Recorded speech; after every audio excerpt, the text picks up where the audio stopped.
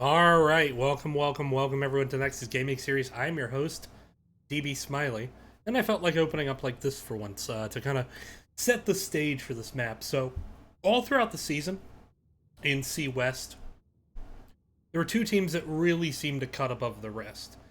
Sure, Paraloot, Plugwalk, great seasons, very much worthy of respect. But two teams just didn't seem to be troubled with their competition. Lurk Patrol and Tickle Tassadar. Combined, these teams lost combined up until now, counting playoffs, 6 games. They won, again, combined up to this point, 45. That's right, I am a lecturer at the University of Virginia. 45 and 6 combined. In fact, they only lost 2 matches the entire season. Tickle Tassadar lost to Lurk Patrol, and Lurk Patrol tripped up against Paraloot, the 3 seed. So this has been just a really dominant season by both these teams. Lurk Patrol, Tickle Tassadar, we wanted it to come down to this. We thought it would. Where C East, you had kind of really the top 8, a lot of those teams could be shuffled up and down. A lot of people thought Winky Face would be the dominant team heading into the season, and they were brought down a peg or two by some of the other teams. They were still the 1 seed, but C East, very balanced. Not the case in C West. Tickle Tassadar, everyone expected them to be a favorite coming in. I think a lot of people overlooked Lurk Patrol. But with that, we are going to go ahead and jump into our first draft, as you just heard it getting started. Lurk Patrol versus Tickle Tassadar. It's a big one, folks. Take a quick look at the bracket. We're deciding who is going to advance to the Division C finals, but there's still bragging rights on the line here. The winner of this, no matter what, they're a champion of Division C West. And, Tickle Tassadar, they lost 0-2 earlier in the season, so they're going to want to come back. They're going to want to show up strong right out of the gate as Zeratul ban. Shouldn't be a surprise to anyone who's been familiar with Tickle Tassadar. Their Zeratul has drawn many bans. Ogle has really pulled bans out like crazy on those heroes. And the nice thing about pulling bans onto Zeratul is it frees up the tank to play tier 1 tanks like Joanna and ETC, who have really risen and become the go-to tanks in the meta this season.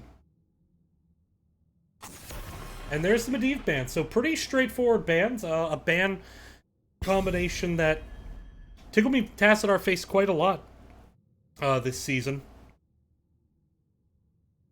Tickle Tassadar, very used to seeing the Zeratul and the Medivh bans. Zeratul banned against them in 61.5% of maps. Medivh banned 50% of maps. But that does mean, normally in this meta, we've seen a big focus on tank choking. There's kind of a limited number of tanks that are kind of super strong, it feels, right now in the meta. We haven't seen that focus. But what we are going to see a fight over tonight is Anduin. Both Ektar and Bashing love Anduin. They break him out a lot. They're both very effective with it.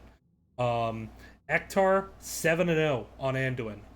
Bashing, currently sitting at, I don't know if he alone is 11-0 on the hero, but Tickle Tassadar is 11-0 with Anduin. So, expect Lurk Patrol to rotate players in and out tonight. Tickle Tassadar, this is the 5 you're going to see.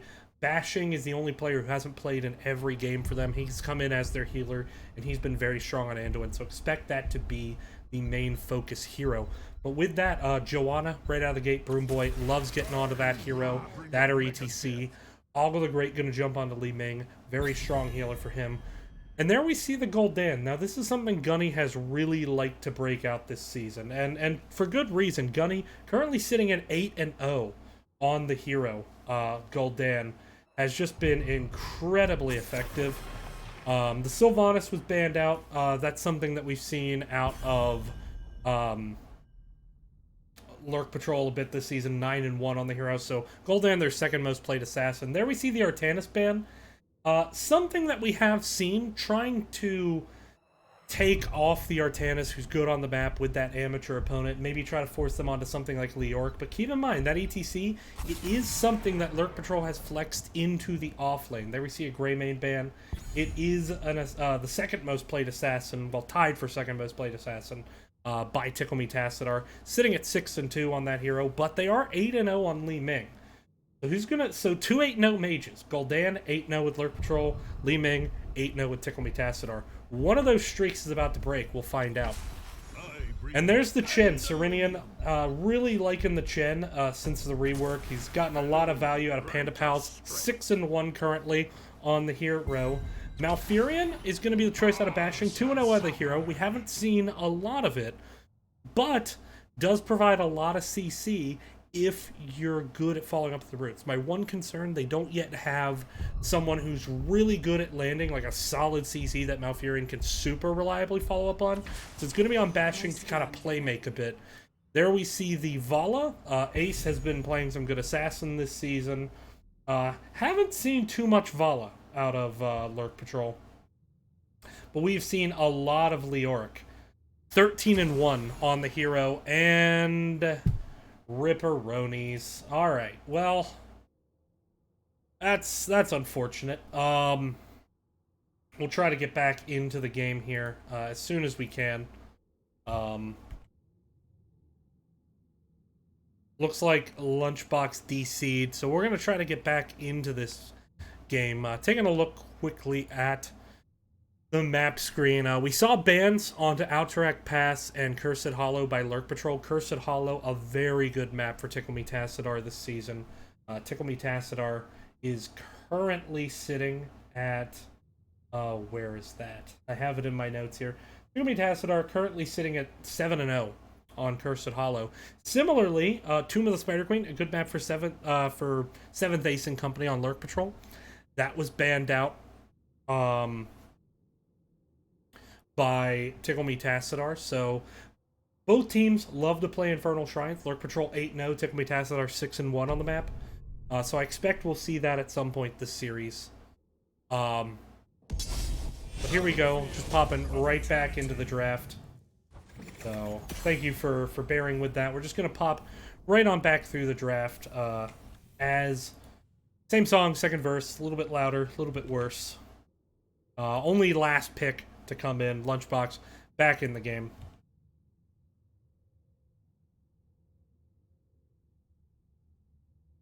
We'll see what happens. Gul'dan is an interesting pick on this map, only because he doesn't provide really the most immortal burn, but what he does provide is a lot of zoning and a lot of team fight potential. In this map, while you want to draft burn, you also really, really want to draft team fight. So it's a good pick in my mind.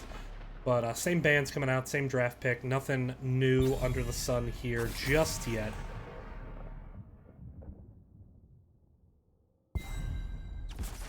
For the Alliance above all. Here we go. Anduin pick. Then we had Joanna and Li Ming. And Ogle the Great has just... Li Ming's kind of been his fallback with the Medivh and the Zeratul getting banned out so reliably. But he has shown that he can play Li Ming probably better than anyone, maybe even in Division B, not just Division C. So it's gonna be an interesting matchup here. As I mentioned before, Lurk Patrol, they won this series 2-0 in the regular season. So we're gonna Tickle Me Tassadar. I talked to them before, you know, heading into the season with their and in the playoffs in their match against Paraloot. They really said, like, look, this is their redemption for them. They felt like they dropped the ball when they lost, and they can come back into this. And Lunchbot gonna jump into Falstad here. That's been a common pickup for him. Harnock getting onto that Lurk. We've seen it quite a bit this season. So it's gonna be an interesting match. So if we take a look at the stats here, currently Lurk Patrol is 1-1 on Battlefield of Eternity. Tickle Me Tassadar 3-0. So Tickle Me Tassadar choosing this map, trying to get a quick 1-0 start in this series. We're going to see if they can do it. We're going to come back into this. But beforehand, let's just take a look. And I kind of wanted to highlight some players here heading into the match. So the first thing I wanted to highlight is just what we've seen in terms of Ogle the Great. So I wanted to spotlight him for a bit, because we've seen him on Li Ming quite a bit. Taking a look here. Just got to pull it up. And we've seen him on Li Ming. Currently, he's actually, of all assassins that have played at least 15 games, ranged assassin, he's sitting at 4.4 kills per game. He's actually been leading the pack. On the other side, though, no slouch Gunny is second in kill count, currently sitting at 4.1. So just a little bit lower in terms of average kill time. And it'll be interesting to kind of see this cat and mouse game. We are going to go ahead, get set up, and move into the game here.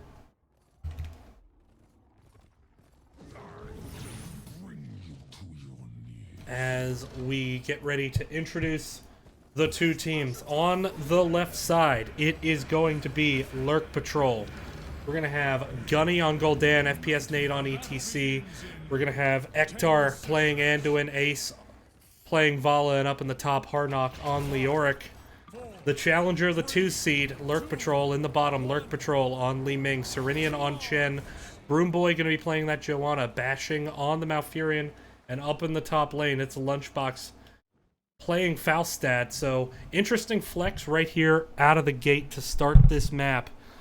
Falstad going to be the laning opponent against Leoric here. Trying to take advantage of the fact that Leoric has to step up to clear the lane. And, some fun stats heading into this game. Ogle the Great is dominating Division C West at B steps. As FPS Nate has power slid in, Chen, ooh, a great chunk of damage there. Val the Great, eaten by Ace and Gunny. Take a look at those ever-important level 1 talents here.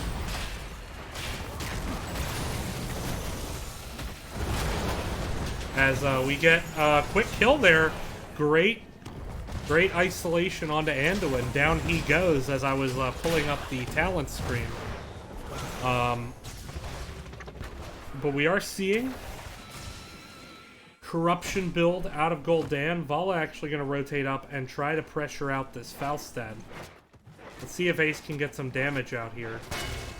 Leoric stepping up but misses the W. Vala going to show but not going to be able to do much without that slow landing and with the barrel roll getting Falstad out of the way. 3v4 here in the bottom lane. Chen trying to separate out FPS Nate. FPS Nate does get pulled over the root by Ektar, so he does get away. Ektar going with that bold strategy, so if this map can get to 20, bold strategy is incredible with Varian's Legacy. That said, this map tends to not get to 20, especially against Tickle Me Tassadar. Tickle Me Tassadar likes very, very short maps. Cursor guide is on. Oh, that's unfortunate. Well, there we go. It's off now. That is what we call a jury rig fix. I will get that off. Thank you, Bickle, for the alert. But here we see bottom camp has been picked up by Tickle Me Tassadar, getting that early lead and getting a kill top as well. Was Lunchbox actually onto Harnock. So 2 kills now for Tickle Me Tassadar. That said, Lunchbox is a bit low and he's going to have to Hearth. Does have his fly up if they're really worried about missing XP. Meanwhile, ETC getting separated out. Great root placement there by bashing, forcing ETC to kind of spin around, wait for the root to drop, but he does manage to get through. Not taking the extended duration on the ground, instead going with the Treant for the extra damage here. But Lurk Patrol moving into their bruiser camp. They do have Vala and Anduin low, so they're going to have to Hearth. With the minion, or the camp, objective spawning now. They do get a slight lead. Bruiser camp being taken a bit late by Tickle Me Tassadar. But that said, both teams now with a chance to burn. And obviously it comes down to, do they want to burn? Do they want to just race? You would expect, especially as the game goes on, Lurk Patrol to have a significant advantage in the burn with that Vala. That said, Vala is not going what you would normally expect. She did not go Monster Hunter, nor did she go the Stacking Q quest. So maybe more even on burn here. Obviously a team fight focus out of Lurk Patrol. Both teams very good at team fighting. Both teams first and second in KDA. But very, very close race. won by Lurk Patrol. So Lurk Patrol gonna win themselves an Immortal. Solo lanes separate. Here we come down to the bot lane. It's a very lightly shielded Immortal, but what an absolutely close race. And there's the root on the Gul'dan. He is low, but the heals come through from Ektar. And there you see the value of that bold strategy paired with the increased attack speed. Just getting out some much needed clutch healing there onto Gunny. Li Ming going to be able to defend well, poking over the wall. Good root there, but too much in the way to be able to follow up. The wall has gone down, and given how low that Immortal shield was, that may be the best that you can hope for. FPS Nate power sliding in, looking for an opportunity to initiate, but fort was defended. That said, the wall completely down, so given how the game started with the 2 deaths, Lurk Patrol will take that to the bank and will not complain about it. Up here in the top, Falstad did get a little help from that bruiser camp. It did weaken up these towers a bit. We're going to continue to see this 1v1 play out, but down here in the bottom, Vala on the flank looking at Ogle on that Li Ming. But ETC and Joanna both just very tanky, very hard to kill at the moment, especially with that Rockstar providing armor. But T-Tor is in chat, everyone, as the caster missed the kill. Lunchbox securing the kill there onto Harnock. Gunny, meanwhile, getting low. I'm really screwing this one up. Ripperonis in chat. But here we go. Joanna stepping up, looking for the engage. Serenian diving. Root comes in. But there you see, Malfurion can struggle when there isn't like a hard CC to follow up with that root. It's good for zoning all the time, no matter what. But you don't have something like a Murd and Stormbolt that just guarantees you can sweet spot that root. ETC trying to zone out as the camp gets capped. Great power slide, but Chen manages to flying kick in, and now Ektar is extremely low. Gonna get the W heal for now, and it's Li Ming going in very aggressive, who's gonna die. Now the attempt to turn around onto Serenian. Serenian does manage to get away. ETC doing a good job avoiding that root. And so far only 5 stacks of Triad, so we're seeing a pretty good job by Lurk Patrol not eating dumb skill shots. Serenian once again looking into this back line. That will become a problem once Panda Pals kicks in. That said, Lurk Patrol getting the better of this engage for now. And already a slight lead on the Immortal, about 4.5k HP. We are going to get the team fight down here, but it's 3v5 at the moment. No one burning here for Tickle Me Tassadar. Just trying to come down. Great flank by Li Ming, gets a ton of damage onto Gunny. Li Ming once again flanking, getting a ton of damage on the FPS Nate. And Ogle the Great really showing off his skill set at the moment. That said, halftime has not been kicked over yet. Falstad going to start burning himself. But there is Chen separated out a bit, going to be able to flying kick on out of there onto the ETC. Li Ming on the flank. Gets targeted by Anduin, and Vala has to back up. And halftime turned over. About almost an 8,000 HP lead for Lurk Patrol as we get offensive-sided Immortals here. But Gunny, very low, stepping up, needs to be careful, having to back up. Joanna pops the unstoppable, looking for it. Ogle almost pops Gunny there. And if they can get that first kill, they have a chance to turn this fight. Level 10 still not here yet. Harnock is low. Falstad dives in, looking for it. Ooh, Ogle chunking out a lot of damage, but himself quite low as well. Team's going to back up, try to get healthy, and it looks like Lurk Patrol going to start their bruiser camp. Meanwhile, Falstad moving in for the burn while Li Ming coming in with the tap. Bruiser camp going to get grabbed here, going to start to pressure out this bottom lane. Still a very healthy lead on the Immortal, but it has been trimmed to about 5,000. Oh, but a big root there by Malfurion is going to let Li Ming pop off. She gets the Vala down, but Gunny going to be able to self-sustain. No, Li Ming gets the kill. Ogle the Great popping off there with the damage from Calamity, finishing off that Gul'dan through the self-sustain. So Tickle Me Tassadar leading in kills 5-1 right now. Now with a chance to win this Immortal. All thanks to that great pop-off combo there by Ogle the Great. And we said, you know, look, Ogle the Great's going to need to perform for Tickle Me Tassadar to win this series. He really is just arguably the best assassin in terms of mechanics in C West. There's a lot of good assassins in this game. Gunny's great. Lunchbox is great. But you got to look at Ogle as one of the best, and you know, he just showed it in that last fight. He's playing very, very well at the moment. Mortal gonna come down to bot, and it looks like Lurk may rotate down for this defense. Level 10s are here. We got Mosh Pit, Entomb, Light Bomb, Rain of Vengeance, and the Horrify versus Mighty Gust, Twilight Dream, which has been used already. Panda Pals, Blessed Shield, and Wave of Force to interrupt that Mosh. So a lot of tools to disengage Mosh. It's gonna really, the onus is gonna be on FPS Nate. He's gonna have to hit a lot of people with a power slide to pull it off. But that said, there's the focus now onto Serenian, the Horrify. He is full poison damage, and down he goes. Light Bomb, maybe a bit of overkill there. But that is a turnaround kill, and that was actually a very successful defense there by Lurk Patrol, saving their fort from that Immortal. Fort already went down in bottom to the macro plays with the Bruiser camp. Now they're going to rotate top and look at this top camp, trying to get some damage and open up this wall up here in the top lane. So I like the macro plays coming out here from Lurk Patrol. They recognize, hey, you know, we're down in team fight, but you know what? We scale. Level 16, a huge spike for Gul'dan with the E build. We've already finished the quest. Now we just need that Ruinous Affliction to capitalize. Broom Boy looking. Ektar separated. Needs to be careful. Oh, the Mighty Gust trying to lock him down in the corner, but it was a whiff, and it actually saved Anduin. Bit of a rare misplay there from Lunchbox. But he'll get Mighty Gust like that. That will absolutely work insanely well later in this series, so don't count him out over that. Sometimes you just have a weird misplay, but here comes Lurk, possibly looking on the flank for this Entomb now. Is he going to pull the trigger on this? No, he is heading down. FPS Net starting to walk away. Ektar just doing a really good job healing, and Ektar really been one of the top supports this season in the Nexus Gaming series. C West especially, as we'll talk more about that in a bit. But here comes the engage.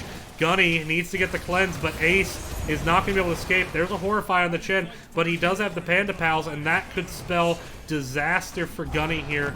Serenian looking onto Ektar. Panda Pal's not even needed. Now the focus, trying to set up Li Ming with these roots, with this CC. Ektar is going to be able to walk away. Panda Pal's ends. But they get the kill onto Gul'dan right before the objective Anvala. So this is a huge advantage, as given its defensive positions, Lurk Patrol simply can't defend, so this is free halftime and possibly a free Immortal on the side of Lurk Patrol. Or excuse me, on the side of Tickle Me Tassadar. And you know, this is a brawly map. Tickle Me Tassadar, the more brawly team. They lead C West in kills. By comparison, Lurk Patrol, while they're, I think, second or third in kills, I have the stat written down, I'll check in a second. There's the Entomb, separating out Chen, though, ETC zoning, but not really able to get that kill. The Mighty Gust with the Twilight Dream, making life difficult for ETC, who does go down. Serenian going to escape with under 300 HP. Great Bless Shield to disengage, and now Harnock's going to fall, and Ogle trying to pop off, and down goes Vala, and Ogle not done. Trying to move on to Ektar. Doing all he can. He is still all over Ektar, but starting to back off now. And this will be a nearly 100-0 Immortal for Tickle Me Tassadar. And this should give them a chance to open up the map a bit. They haven't gotten a fort yet. This will go down top lane, though, and that fort should drop quickly. It's going to be a very, very healthy Immortal. 93, 95%, somewhere in there. Pardon me. But here we go now. And we're going to see a full commitment, I believe. No, it looks like Falstad may still head towards this bot lane. But almost a full level advantage, heading towards level 16 here. Remember, Gul'dan really just waiting for that Ruinous Affliction. That's when his damage is really going to spike. Same with Vala, going with that Arsenal build, spikes big at level 16 in terms of damage potential. But here we go now, 5-man defense. Falstad has flown top. For 5v5 at the moment, but this Immortal still shielded, starting to chunk down the turret, and just having a hard time stepping up to get that Immortal shield down. Broom Boy down to about half health, but Vala, or Joanna, always very safe. Anduin gets stunned there. There's the Mighty Gust, trying to buy space for this Immortal to get some damage out. ETC stepping up, looking for that Mosh. There is a big power slide, looking at the Mosh. Entomb was there as well, Light Bomb, but the interrupt came in very quick, and Ace, who dove in aggressive, going to get turned around on, and that is Gunny dropping as well, and so this is Tickle Me Tassadar, not just looking to get keep, but now looking to get game. ETC has dropped as well. They could be moving in. No, Li Ming drops to a cannon tower, not able to get out, but some B steps on the way out. Still, getting a keep off that Immortal, huge advantage now for Tickle Me Tassadar. They're also going to be able to steal this Bruiser camp effectively, dropping the root just to slow down any attempt at an invade.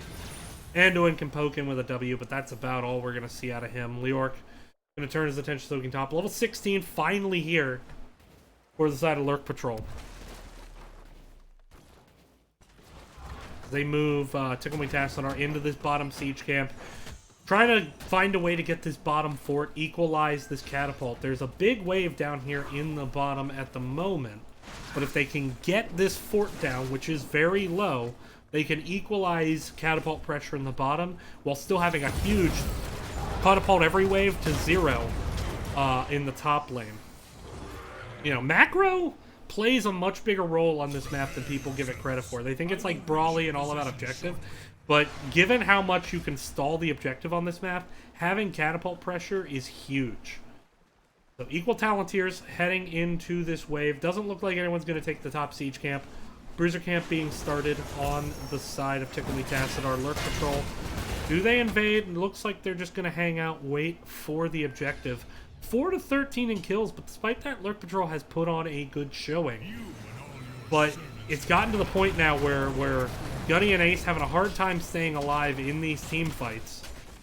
But Vala now with that 16 spike, and there we see the Ruinous Affliction being taken, and that's a big one. Also, Anduin going with that second on-demand Q heal. Very good for burst healing. Offensive positions there, so both teams burn fairly equal, slight lead to Lurk Patrol. Mighty Gust comes in now. We do see Tickle Me Tassadar defending. Harnock steps up, he's very low, and he's going to get dropped, but the big Horrify, can they do anything with it? No, there's the Unstoppable from Joanna, and so Leoric dies, not really able to do much. Panda Pals has been blown, but that said, Leo stepped up just a bit too hot and heavy that time.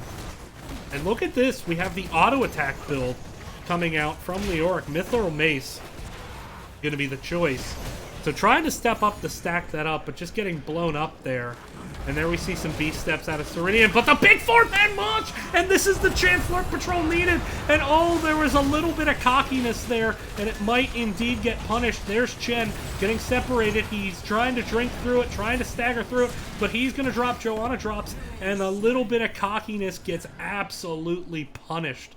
And now what does Lurk Patrol do? They are going to step up, and they might try to end game and just completely ignore this Immortal running down. And that may be the chance we need. So thinking they were safe, not recognizing FPS late, Nate lands the 4-man Godmosh, hitting everyone up. And that could be it. They turn their attention on the core. Ogle Great is low, but there's not the focus there. When you have a Vala and a Gul'dan, this core can drop pretty quick. Mighty Gust trying to buy some time, but now Furion won't be up for another 7. Joanna and Chen won't be up even longer. FPS Nate about to drop, and actually Li Ming is doing it, and there's the Horrified Light Bomb trying to kill Falstad. They do, but this core is still standing. Ogle the Great is popping off, and there comes Bastion with the Twilight Dream, and Ogle the Great may have not just won the game for his team. Oh my goodness, Ogle the Great is living up to all the hype I could have possibly given him this game, and they sold out for it, but they did not count on Ogle the Great turning on God mode. And there we go. Ogle leading Tickle Me Tassadar to a victory here in game number 1. And let's just take a look at those damage stats, everyone, because, come on, we owe it to Ogle to stroke his EP a little bit. Whoops. Well, APM is high too. And, oh, not hitting my control button properly. Ogle the Great, 65, 70, 792 damage. Goodness. Well, FPS Nate almost won it for his team. He had the God Mosh, and Ogle the Great said, "You know what? There's only one God in this series. 6, 11, and 2. 8.5 KDA from Ogle the Great in that map. So we're going to start working on getting set up for game number 2. Give me 1 sec here.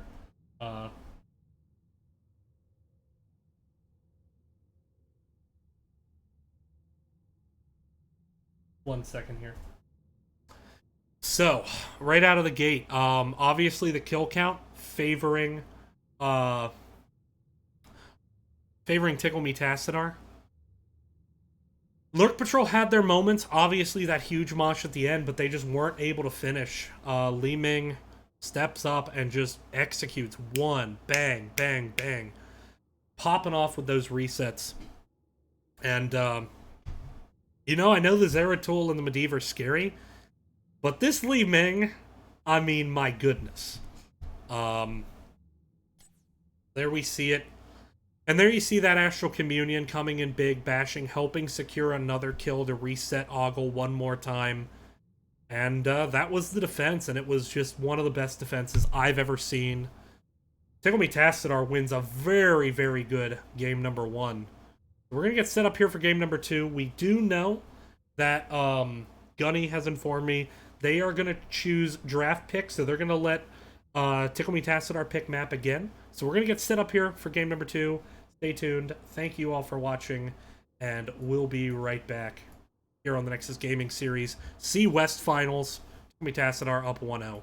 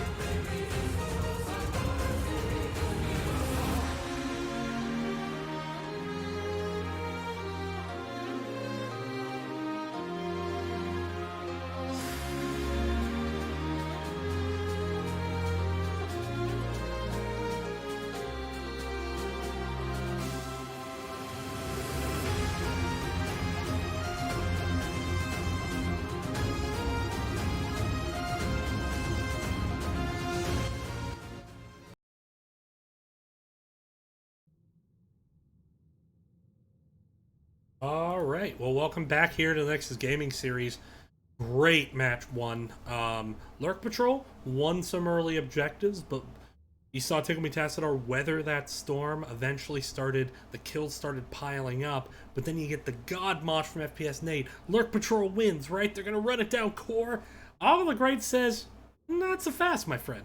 And Ogre the Great pops off with the help of bashing, defends core 3v5 effectively, and wins the match. So we are going to head, as you just heard and might have guessed, to Sky Temple. And JK, gotcha.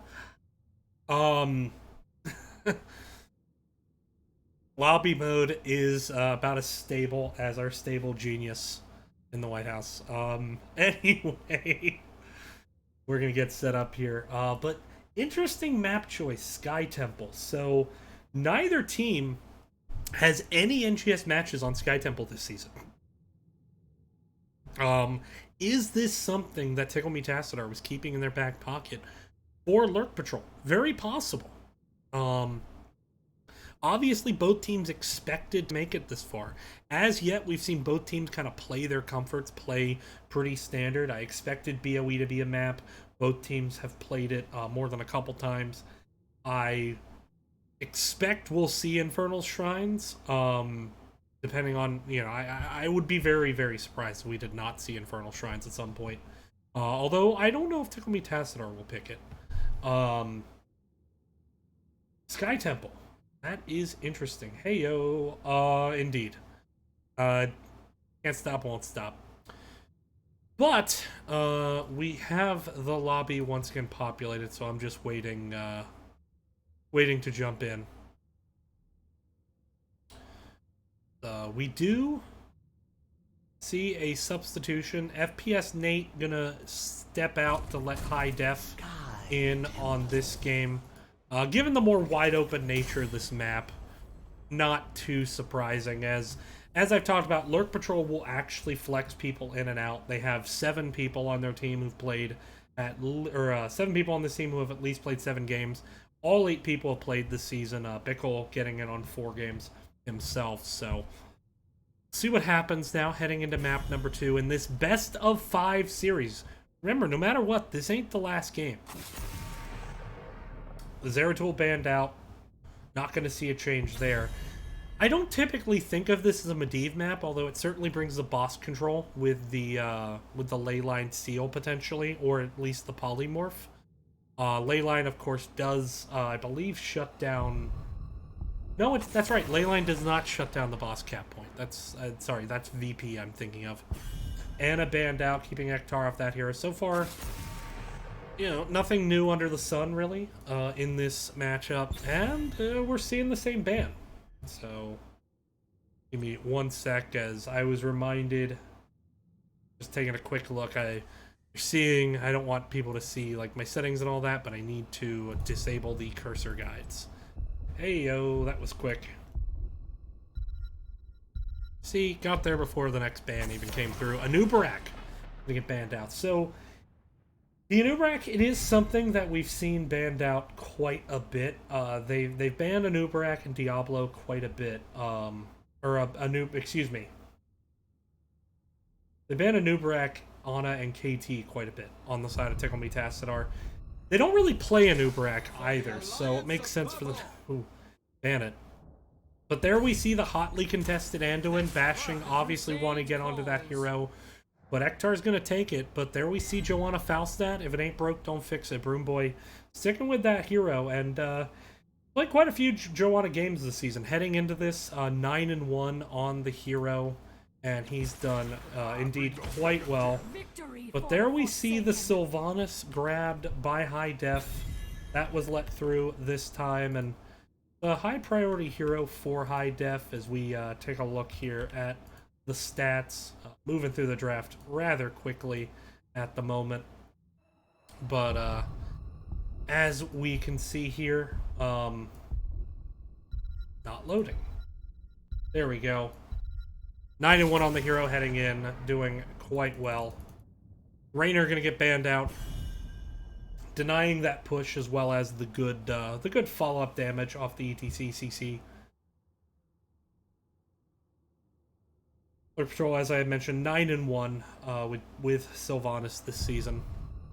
And Sylvanas can bring a bit with this map, as while not as much with the objectives, certainly the boss is just hyper of importance in this map. Sylvanas can make sure that boss gets a lot of value. Li Ming banned out. Not going to let Ogle get back onto that hero. So we'll see what else Ogle has in his pocket. Chen's available for Serenian if he wants it. You see the Malfurion? This draft looking very familiar so far. And there's the Chen. So we know we won't get the same 5 heroes. Li Ming is banned out. But as yet, same 4 heroes for everyone but Ogle on the side of Tickle Me Tassadar. Meanwhile, ETC Anduin, that's a repeat. Sylvanas is new. Gunny still to pick a hero. Do we maybe get something like the Jaina to try to counter Malfurion? He can cleanse the root from Ring of Frost, and is a bit vulnerable to dive. No, we're going to see the Hanzo to get that mobility, and Hardog is going to jump onto the Artanis rather than Lurk. So Lurk, by far the most played offlane bruiser for Lurk Patrol. 13-1 on the hero, now 13-2, unfortunately, on the hero. Artanis, 4-1. We've seen it a bit. Orphea going to come out from Ogle, so another kind of burst mage. Has to get closer, has to play a bit more aggressive. We'll see if ETC and Artanis can find a way to punish that. But very similar draft here from both teams in terms of what heroes we're getting out of this. We are seeing Ace move on to the ETC with FPS Nate out in this game. I can say that Ace plays both assassin and tank very well, so we'll see how this goes. Obviously, we've talked a lot about Ogle, but let's go ahead and talk about High Def, who's subbing in this game. Take a quick gander at the stats as we bring it up. High Def, a lot of emphasis on the Sylvanas, but you've also seen him on these kind of bruisery type roles, so he's played those very well. Currently sitting at only 3 hero pools, so you're seeing all the heroes that have been played. 93% kill participation, but a 10.8 KDA, which is very impressive. I would prepare for your So, we're going to move into the match here. And give me 1 sec just to get everything configured. And on the left side, Lurk Patrol trying to get back into this series. It's going to be Harnock on Artanis, Gunning on Hanzo, Ektar on Anduin, High Def on Sylvanas, and Ace going to be on the ETC, trying to get back in, try to get a map here. But on the other side, looking to go up 2-0 and put themselves in winning position. Serenian on Chen, Bashing on Malfurion, Lunchbox on Falstad, All the Great on Orphea, and Broom Boy on Joanna. It is Tickle Me Tassadar. Possibly expecting some bot lane cheese with the Sylvanas, but not going to happen. Instead, doesn't look like Lurk Patrol wants anything to do with an early fight. Already sending Hanzo up to the top lane. Taking a look at those level 1 talents, as we tend to do. Pretty standard here. We are seeing a Bribewing Falstad once again. Not Bribewing, excuse me. That's a Brightwing cliche. But other than that, fairly standard builds. Q built out of Hanzo. Makes sense, especially that middle shrine. It's hard to get value off the W build, even post 16 with the bounce. So far, both teams kind of content to just rotate and soak. We are seeing Falstad stay bot just to try to master that. And already, Siege Camp being started here on the side of Tickle Me Tassadar. Lurk Patrol, I expect they'll start on this rotation. Indeed, they do. Hanzo a bit low at the moment. Anduin can throw some heals on the way down, but needs to make sure to pick up this soak. 1 minion lost, nothing too serious. Hanzo going to give vision, see if there's an invade coming. ETC going to slow it down. They successfully managed to cap their camp. Bashing did rotate in, ready for a fight if it did break out. Meanwhile, up in the top, Artanis Chen. Serenian's Chen has been exceptional. Serenian did very well in the solo lane matchup last time, so we'll see if Harnock can improve on that performance a bit. That said, it was a bad matchup last time, of course, so see how it goes. Artana's currently taking the vision, but our attention down here in this bot lane as Tickle Tassadar has already cleared up Lurk Patrol Siege Camp. Ogle now going to step up, looking for that combo, landing it, very aggressively positioned, but so far not being punished. Hanzo did clear up that mid lane. You start seeing Joanna and Malfurion go to clean it up themselves, but Artanis soaking very passively. Neither team really committing to a fight this early, although ETC rotating aggressively, maybe trying to look at some kind of pickoff. There's a power slide, but a good unstoppable there by Joanna just to prevent any chunk damage, which you want to avoid heading into the objective. Being up, Ogle looking for the combo, doesn't find it there. ETC already up to 7 on his Prog Rock stacks, and helps out Anduin. Anduin, already decent in terms of AoE healing, but that Prog Rock certainly going to help out, especially when dealing with this Orphea. Anduin currently covering the top lane, so Bruiser Camp can be done. It can be Tassadar, meanwhile, not going to do their Bruiser Camp, focusing on soaking these lanes heading in. But right now, already, red onto both shrines, stealing about 7 shots there, maybe 8, before rotating away. Good start there, and it looks like we're going to see a top 4 mid trade. That said, this Bruiser Camp is then being volunteered as tribute. Interestingly, we are seeing ETC rotate away to the side lane. We could see a stage dive this game, and I don't think I'd be too surprised to see it. Orphea can punish Mosh in a number of ways. Honestly, while you think, okay, you go Crushing Jaw to interrupt, just Eternal Feast can actually be even more devastating. Because when a Mosh happens, the team moshing tends to want to try to dive in and pick kills off. And the Eternal Feast completely prevents that and really punishes the team. Meanwhile, Lunchbox going to town over this bot lane, completely uncontested. So Tickle Tassadar getting a little bit of a macro edge at the moment. That said, a focus here onto Ogle the Great, and down he goes. So first blood of the game heading over to Lurk Patrol. That's going to tick over level 7. That said, this whole time Falstad has grabbed the bottom wall. Now starting to work on this well. Has the barrel roll available, holding it well. Going to take some damage, but barrel rolls away before he takes any tower shots. Minions there. And now moving to bribe this siege camp to start stacking that W quest.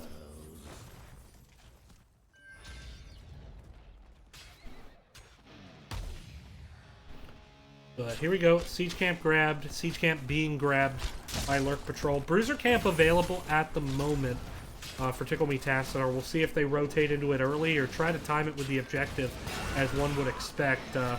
ETC trying to chunk out Falstad a bit. Did go for the Pinball Wizard, so can do a fair amount of damage, but here comes a 4-man rotation to push this bottom lane out. And already seen Falstad really wanting to go for the Siege Giant. First one goes down. Good root there by Malfurion. Ace gonna take a lot of damage, and there's no well to be tapped here. So Ace gonna have to wait on some healing. Gunny rotates aggressively. Lunchbox stepping up to punish, knowing he has some minion waves in the way to intercept any Qs. Excuse me there. Now being hypersensitive. Tries to get on to ETC again.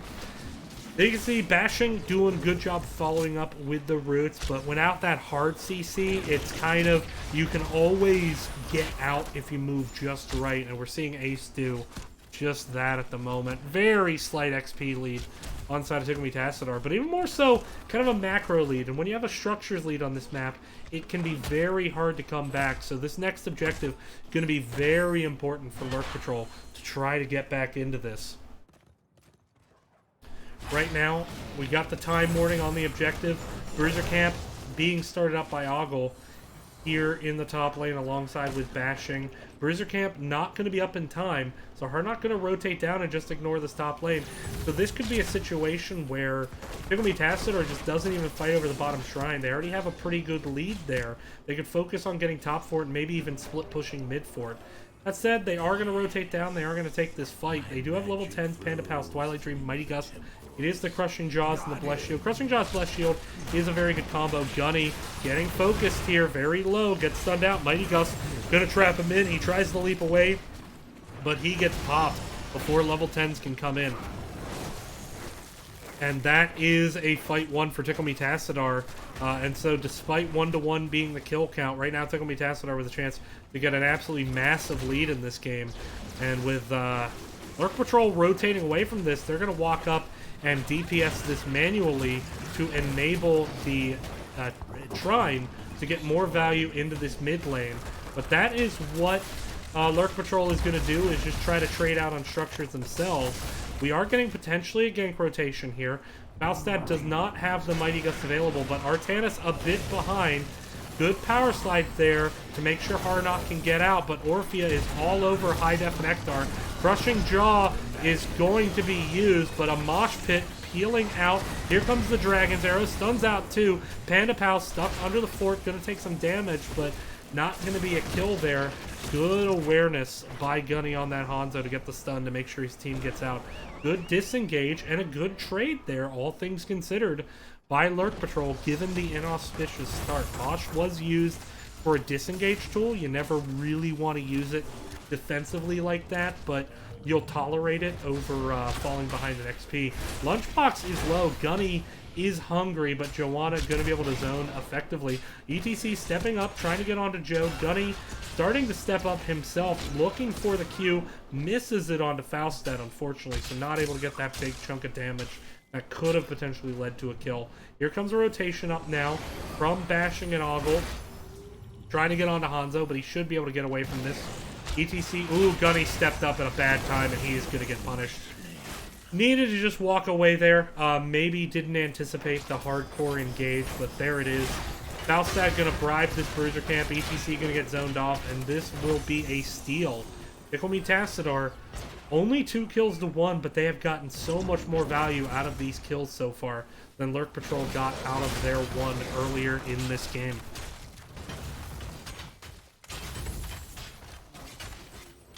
So now, top fort is still alive, technically. Meanwhile, ETC coming around, looking to flank. Does not have the Mosh available yet. Hadn't mentioned, by the way, Wailing Arrow, Suppression Pulse, Light Bomb, and Dragon's Arrow on the other side. Panda Pals and Mosh Pit will come out about the same time. Bottom fort, excuse me. Top fort just finally died there, excuse me. There's a Mighty Gust kind of locking into the wall, but didn't really get the Crushing Jaw follow-up. There's a huge Wailing Arrow there, but Gunny is just extraordinarily low and getting focused by the Panda Pals, and he's going to drop. And once again, Gunny kind of coming in onto the flank onto that Hanzo, but not really getting supported by the rest of the team. He's kind of zigging when the rest of his team zags. I think he just needs to kind of calm down, get his feet under him, and he can start making plays. But this is starting to get pretty difficult here for Lurk Patrol to get back into this game. They're going to have to basically win a boss and do something with it big in order to stay alive here. We're going to see ETC start onto this bottom shrine. But that said, you can get a rotation here that makes it hard for ETC to get out. Mosh Pit and Light Bomb are available. Argle staying mid at the moment, hovering near Joanna. Joanna just going to finish that bottom before rotating down. Try to get a positive trade out of this. Bottom wall is down. We do have Gunny back up now. ETC, though, going to walk away from this and leave about half the shots, a little bit more. Especially when you consider those bonus 5 shots at the end for Tickle Me Tassadar to grab. But now ETC moving to flank in. There's the focus, trying to get onto Ogle. Joanna, though, going to self-sustain through it. Ace taking a lot of damage. Here comes Shen. Panda Pals is available. Maybe looking to move into this. Joanna gonna keep channeling those shots, trying to get those 5 bonus. ETC, though, trying to separate out the members of Tickle Me Tassadar. Joanna recognizing the separation, rotating back to the team. Last shots going to head over to the side of Lurk Patrol. That said, down 2 structures at this point. They're going to have to start getting some manual push value to get back into this game. Top lane, Artanis is going to clear that up. Both teams grabbing their siege. This boss is going to become important. When they see Artanis top, they may try to start this boss. Certainly Falstad very aggressively positioned at the moment, but Joanna's there. Here comes ETC onto the back, though. Big Mosh. Light Bomb comes in as well. The interrupt wasn't there. Panda Pals trying to disengage Wailing Arrow comes in, but they're not able to get the kill. That Panda Pal is completely zoning off High Def, who is just in a world of trouble at the moment. Gets the heal, manages to get out, survives the Panda Pals, but only just 4v5 fight. Great mosh there by Ace, but just not able to get that follow-up damage because of the dive there by Serenian. Serenian putting on a clinic about how to use Panda Pals effectively in this game. Even when you don't get kills, you're just completely making Sylvanas run away. And now, while 7th Ace and company clear up this bottom lane, top Bruiser going to be taken. Chen going to keep pushing out this top lane with the catapult. And it's just going to be one more thing for Lurk Patrol to respond to. Level 16s are here, and now's the situation where you start looking at a boss play. And staying off vision, that suggests that is indeed exactly what they want to do. They have the Mighty Gust to zone it. They recognize the top lane has to be cleared. And this is just what you can do on this map. You can snowball it effectively if you get that early lead. And Lurk Patrol gonna need a really big series of plays to get back into this, but as you know on this map, you can just continue to trade out, especially when you get 2 shrines. When you have this lead, boss is going to be taken. Top lane, Bruiser going to be grabbed by Hardock. They are going to rotate down, and Tickle Me Tassadar not want to let this boss go to race, potentially setting up to push with it. We might see Falstad on the point, ready to fly in. Now Furion throwing a heal out, stepping up now. Boss is available. ETC on the flank. Now being pushed back by Serenian on that Chen. Swap comes in, trying to swap Serenian, but it actually just puts him right with the rest of his team there. Falstad has flown up now, looking for the 5v5. Trying to go for this keep. This boss already down to about half health. Mighty Gust used once again to buy some space for this boss. Keep down to about half health. Ace does have the mosh pit, but he does get rooted. Now in a bit of trouble, has to power slide out just to survive. Now the focus, once again, Panda Pals onto High Def. Light Bomb used with the face melt. So a little bit of a missed energy there. And Tickle Me Tassadar just executing better at the moment than Lurk Patrol has been.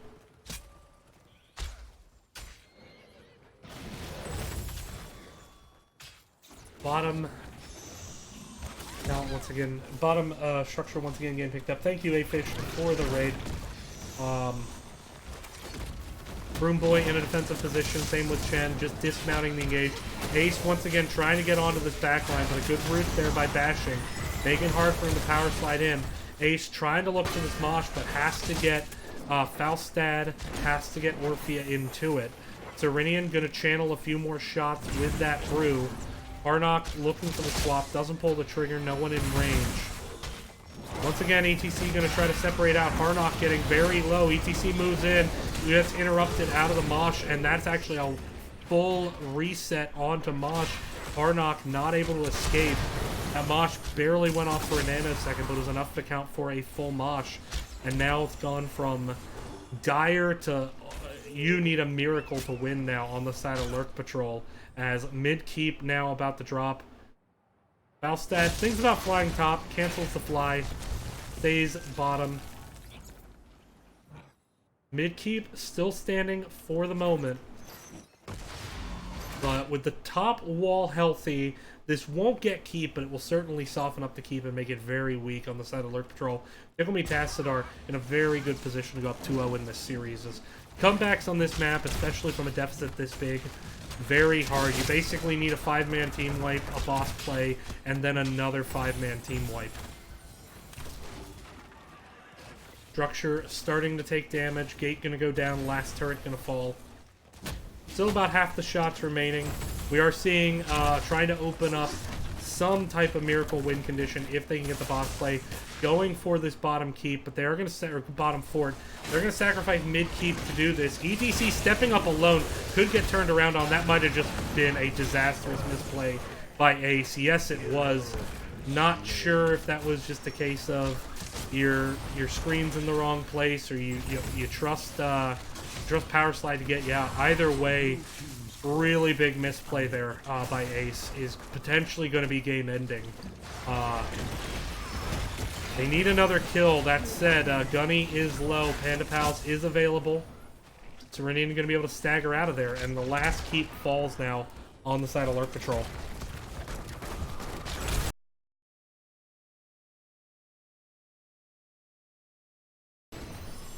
Excuse me, their caster had the sneeze, and as we all know, no one wants to hear a caster sneeze. Gank attempt being set up here is really, there's just nothing on the map to do. Level 20s now here.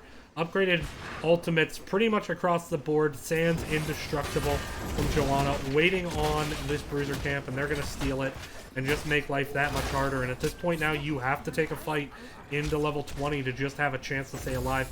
Luckily, it's a single altar phase finally for Lurk Patrol, as the last two were double altar phases. And so they are going to get that fight potentially, but that said, I mean, they have to recognize the situation. They cannot let this channel get through. They will lose a lot of core health doing so. So they're going to have to take a fight at some point. They can try to get close to 20, but there's no way they're reaching it before the next warning comes up, in my mind. ETC aggressively soaking, needs to be careful.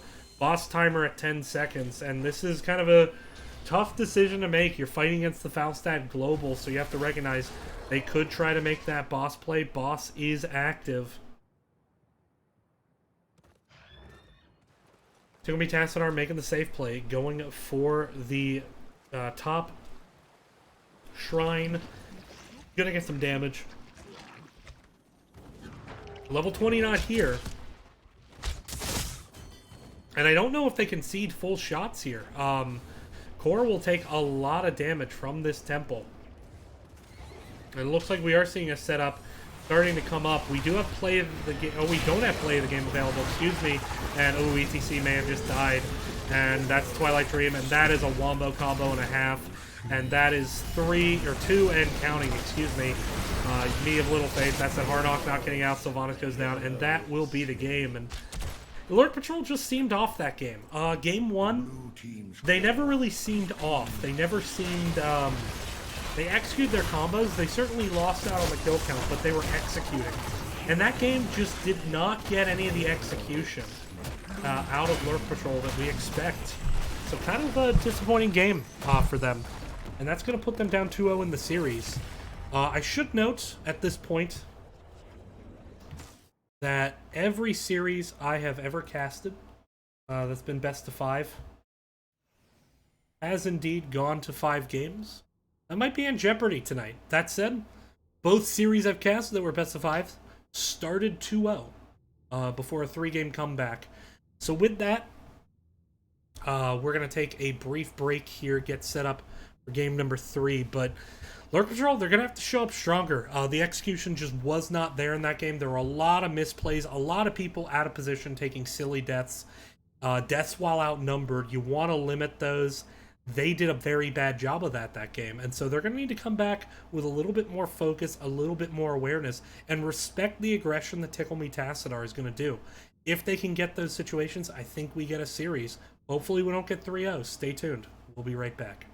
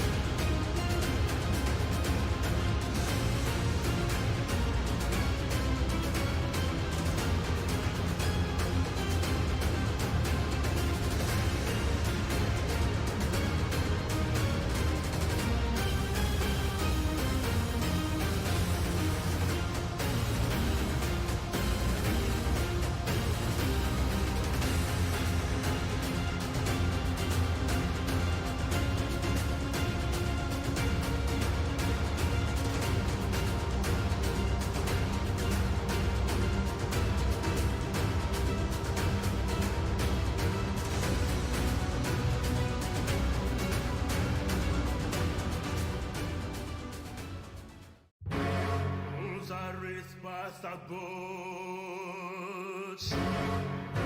ad vita data in grani faceva spolvioris dati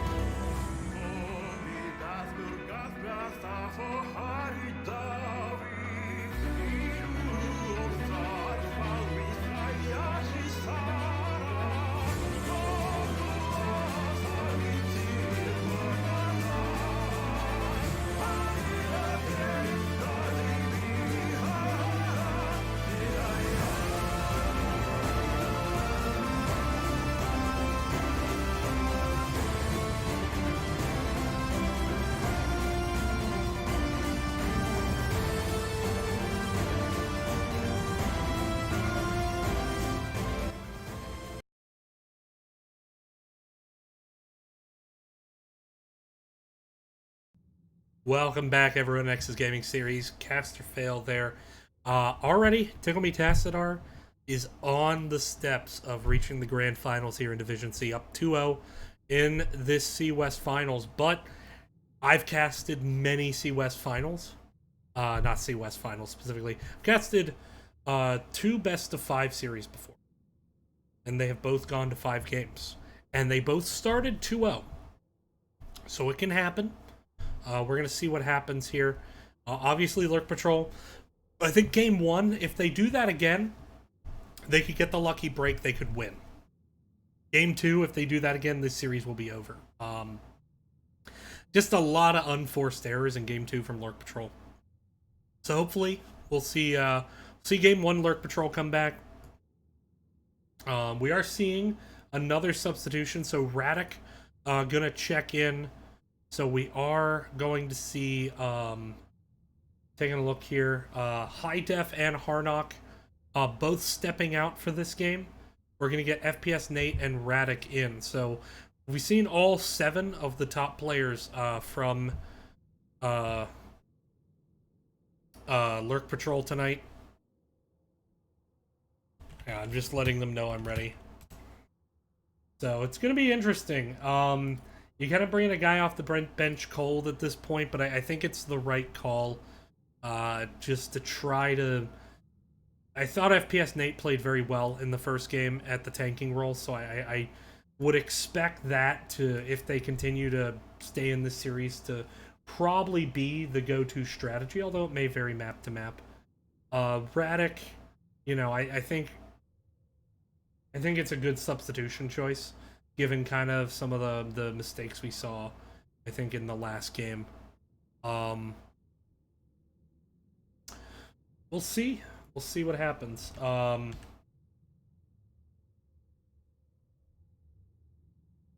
be interesting, of course. Infernal Shrines is gonna be the last map, so both teams have played this a lot. I figured we would see it this series. This was indeed the map choice of Lurk Patrol. Currently, taking a look at the map records, Lurk Patrol 8-0 on this map. They're gonna be Tassadar 6-1. So neither team bad, but then again, combined these teams have 6 losses on the season. There's just not a lot of losses to spread out over the map. But hopefully we'll get started soon. Just breaking news. The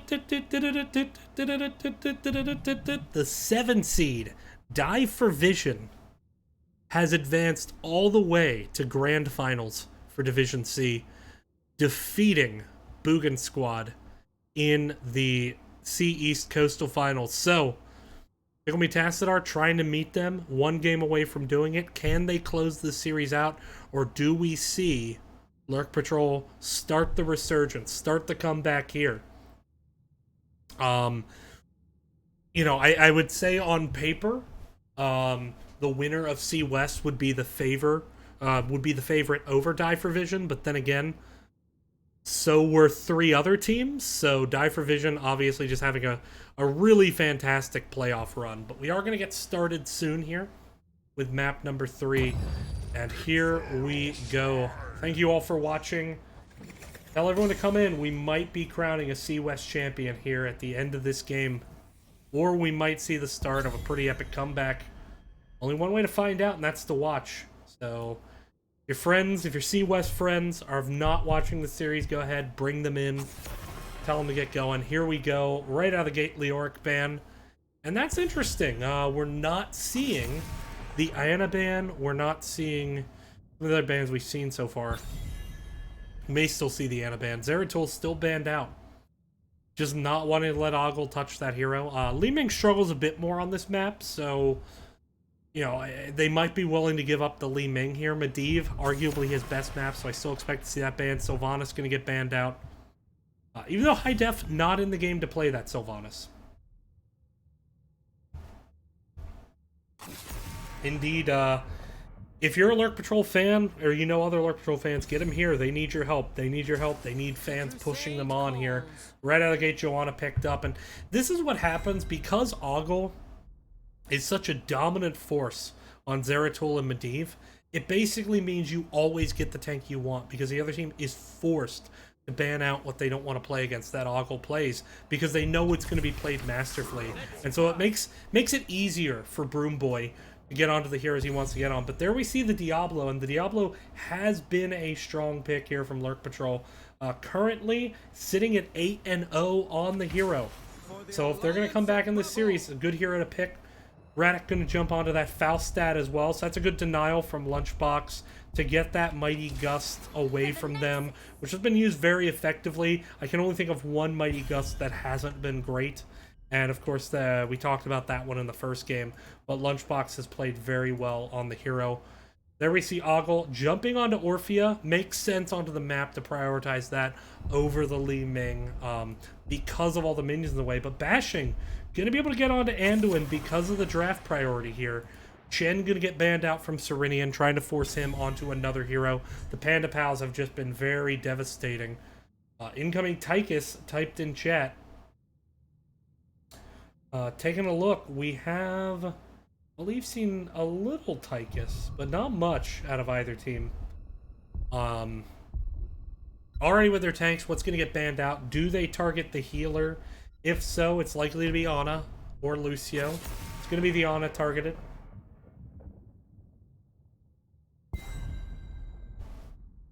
I expect a Lucio pick to be the ultimate choice now. No reason to grab it now, unless they want to hide their soul laner, which makes all the sense in the world.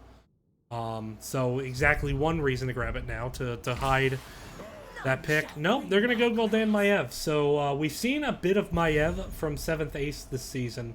Currently 5-0 on the hero. Gul'dan, heading into the series, was 8-0, currently sitting at 8-1. So a lot of heroes that they've done very well with on the side of Lurk Patrol. There you see the Lunara trying to make it hard on the Maiev and Diablo to engage with those slows. Lunchbox gonna jump onto Sonya, so we're actually gonna see Serenian flex over to ranged assassin on this series. Lunchbox swapping into that solo lane with the Sonya. And Serenian has actually, if instead of 15 games you cut the number of ranged assassin games to 10, then Serenian actually has arguably been the best ranged assassin. 11.1 KDA, leading with 4.6 kills. And there we see the Lucio as expected. So, some mobility to help Maiev engage. Diablo, gonna need to be played really expertly here to get the value. FPS Nate is basically going to be in position to decide the fate of this game alongside 7th Ace. So we're going to take a look at his player card here. Currently, Diablo, his most played hero. He's been undefeated on it. 100% win rate with FPS in the game heading into the series. Of course, the loss on game number 1. But that said, 13.1 KDA heading into the series. Very good. So this is it. Tell your friends, tell your neighbors, tell Randy Gonzalez. We have a championship point here for Tickle Me Tassadar. So we're going to go ahead, jump into this one, get ready for the series. As we move into, the game. And on the left side, Lurk Patrol introducing them. Hopefully not for the last time. We got Ektar on Lucio, Gunny on Gul'dan, Radic on Falstad, FPS Nate on Diablo, and Ace on Maiev. Looking to close this series out, though. Up 2-0. It is Tickle Me Tassadar bashing on his Anduin. Broom Boy is going to be Joanna. Serenian on Lunara. Ogle the Great going to be playing that Orphea. Lunchbox on Sonya. So Maiev going in, gets the tether, separates out Lunchbox, but that said, a lot of damage coming out. No one really able to step up and engage there, so we're going to start to see those 4-man rotations coming in. Gundy might be isolated here. Please be careful. There's a good stun onto Orphea. Follow up CC, but Gunny is too low really to follow up. Ogle, though, taking a ton of damage, but managing to escape there with that mobility that you often see out of the Orphea. Falstad flies top up here to match up with Lunchbox. Taking a look at those level 1 talents. Once again, the corruption build out of Gul'dan. We are seeing Devil's Due out of Diablo as both teams work on their 4-man rotations. Trying to stack Diablo quickly on those souls, get him into it. We have the bribe out of Falstad as well. Meanwhile, Lunara going with the vision on Nature's Toxin to prevent kind of some of the creative flanks you can see out of Maiev. Pretty standard talent build. War Paint out of the Sonya. Other than that, pretty straightforward talents. And right now, Siege Camp going to get grabbed here early by Lurk Patrol as they resume their rotations. Lunara getting cleansed out there by Anduin. That is the cleanse down for a bit, so Ace could look to try to be a bit more aggressive here. There's a stun on Joanna. Popsy unstoppable. Does escape. Lunara starting to work on clearing up this middle Impaler camp, while Orphea and company work on clearing their own Impalers. Bottom Impalers going over to Lurk Patrol in this duration. Let's see if Joanna checks down. Nope, gonna go ahead and let it through. Orphea and Lunara do clear up the Impalers mid. Let's see how Lurk Patrol tries to play this. Do they go for the push?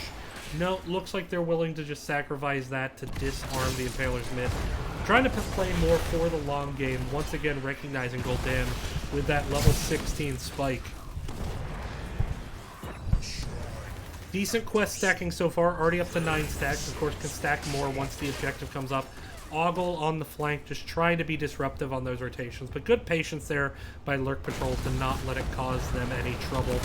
And you can see with this Gul'dan, they're clearing up the waves very well. But that said, Orphea, Anduin, they're going to be able to clear up those minions fine as well. We got the first shrine appearing up here in the top lane. Bruiser Camp getting grabbed by the side of Tickle Me Tassadar at the moment.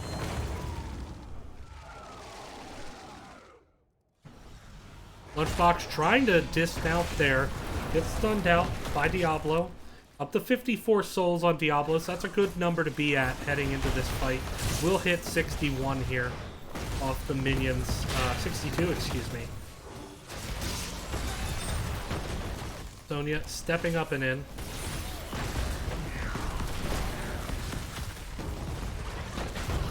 As Diablo is really going to start stacking those souls with that W. 7-5 at the moment. Neither team really committing. Ace trying to get the separation on Joanna, but not able to speed on it there. Broom Boy doing a good job, not taking the stun. That said, Joanna is rather low, but FPS Nate not able to really get that stun, and Ektar may have stepped up too far. Has the trait to be able to walk away. Sonya on the back line, but Orphea is low and Bashing is low. Ektar trades out there. Broom Boy now very low as well. Sonya just all over this backline, self-sustaining, being a problem. FPS Nate gonna have to walk away as well as Ace and Gunny. There's the single target damage though with the stun, and they get the kill onto Sonya. And that might be the opportunity for Lurk Patrol to start getting a lead here in this game with that late staggered death onto Sonya. It's gonna let them get some minions here, especially with the shrine control that Gul'dan can bring. And that is exactly what the Doctor ordered for Lurk Patrol. Starting strong here in this match. Lucio's starting to rotate back top. Gunny just needs to be careful, needs to wait. Getting some corruption stacks, already up to 19, so easily on track to finish quest. Ace doing some good harassment here. Sonya only just now rotating back up, but it is 32-8. It would take a miracle for Tickle Me Tassadar to win this shrine, and they don't win it. Lurk Patrol finishing it up, and Lunchbox stepped up very aggressively, going for the tether onto Sonya. FPS Nate trying to go, but the Punisher leaps in, and John Cena with the assist. Gul'dan with the corruption, Falstad with the finish. And Lurk Patrol now with an opportunity to push strong, up 3 kills to 1. They get the top wall down, and they are on the mosh. This is John Cena, or excuse me, his name is John Cena. And you absolutely want to follow up on that. Ace perhaps bit off more than he could chew. Take that back. Not bit off more than he could chew, but the word perhaps did indeed go in a bit too deep. Q Sum 41, he's in too deep.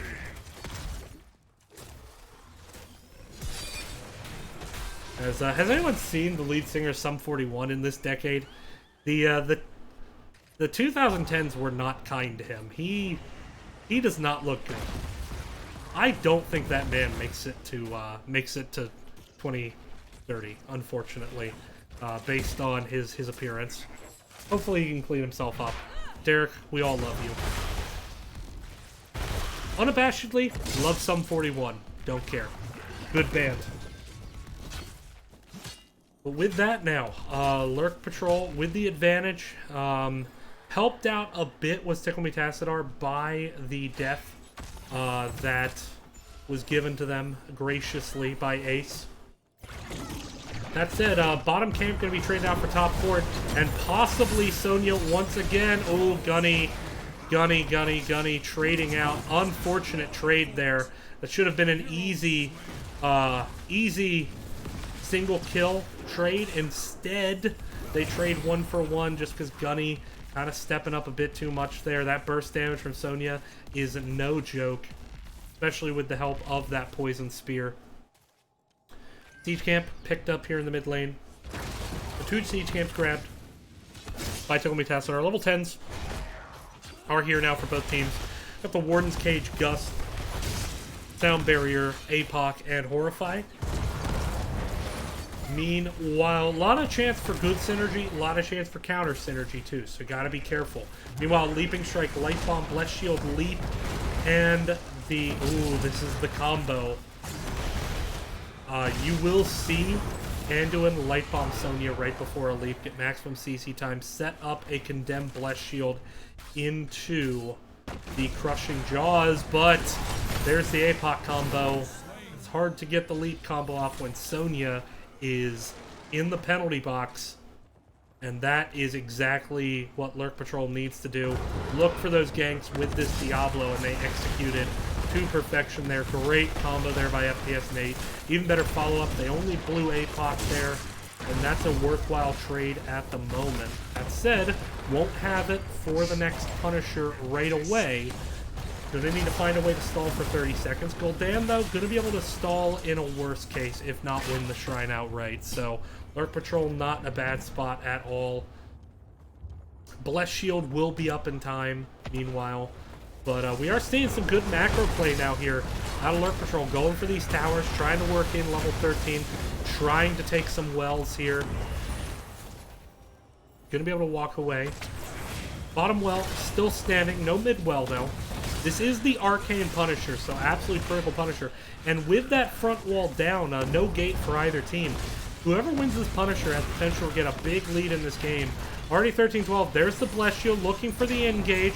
Here comes the leap. Light Bomb wasn't there. Light Bomb now comes in. There's the Crushing Jaw. Hits 2, but self-sustaining through it. And it looks like Lunchbox might be the first to fall. Indeed it is. Great sustain there by Lucio. Now Gunny self-sustaining off the assassin Lunara. Radic gets out with 50 health, but honestly, as low as the health bars got, if they just tap up and re-engage, Falstad can fly in. This should be an easy shrine, as once again Sonya has gone down. Rough game coming in here, and now Ogle the Great getting separated out. Great boot from Lucio. They have so much separation, and there's the stun by FPS Nate. It looked like she was going to get away, but FPS Nate landing that stun right on the wall. Fantastic Diablo play here in this game. And this is working very well for Lurk Patrol as they are starting to get themselves back into this series. Getting another kill, up 7-3 at this point. And Sonya at the moment really getting targeted here. 5 deaths at the moment. And it's hard, because Sonya's very all-in, but if she gets separated out, which there's a lot of separation, she can have a hard time staying alive, as there's really not much dive from the rest of the team. And there's just so much separation. Punisher takes down the bottom fort, and now this very healthy Punisher is moving up to keep wall. It is Arcane. Joanna needs to bait it. Lunara needs to be careful. Ooh, Lunara gets stunned out, but the Horrify not in position to follow up. Weren't ready to do it. Punisher now taking a lot of damage, down to about half health. And falling. There's the leap, looking for the Light Bomb. Warden's Cage with the sound barrier, going to disengage that. Now Serenian is low, and Serenian is going to get taken down. There's the Light Bomb, trying to kill Lucio, but Lucio survives with about 300 health. And that is a huge save by Lurk Patrol. Now the chase is on, but they could potentially get the re-engage. There they go, onto Ogle. The cleanse comes in, but it's too little too late. Down goes Ogle, and this could be the keep falling as Lurk Patrol showing up big. Execution's been much stronger in this game. All in all, just really executing their separations very well. They separate once, twice, 3 times, and by that point, Ogle, Lunchbox, they're just finding themselves out in the middle of no man's land with no team to help them.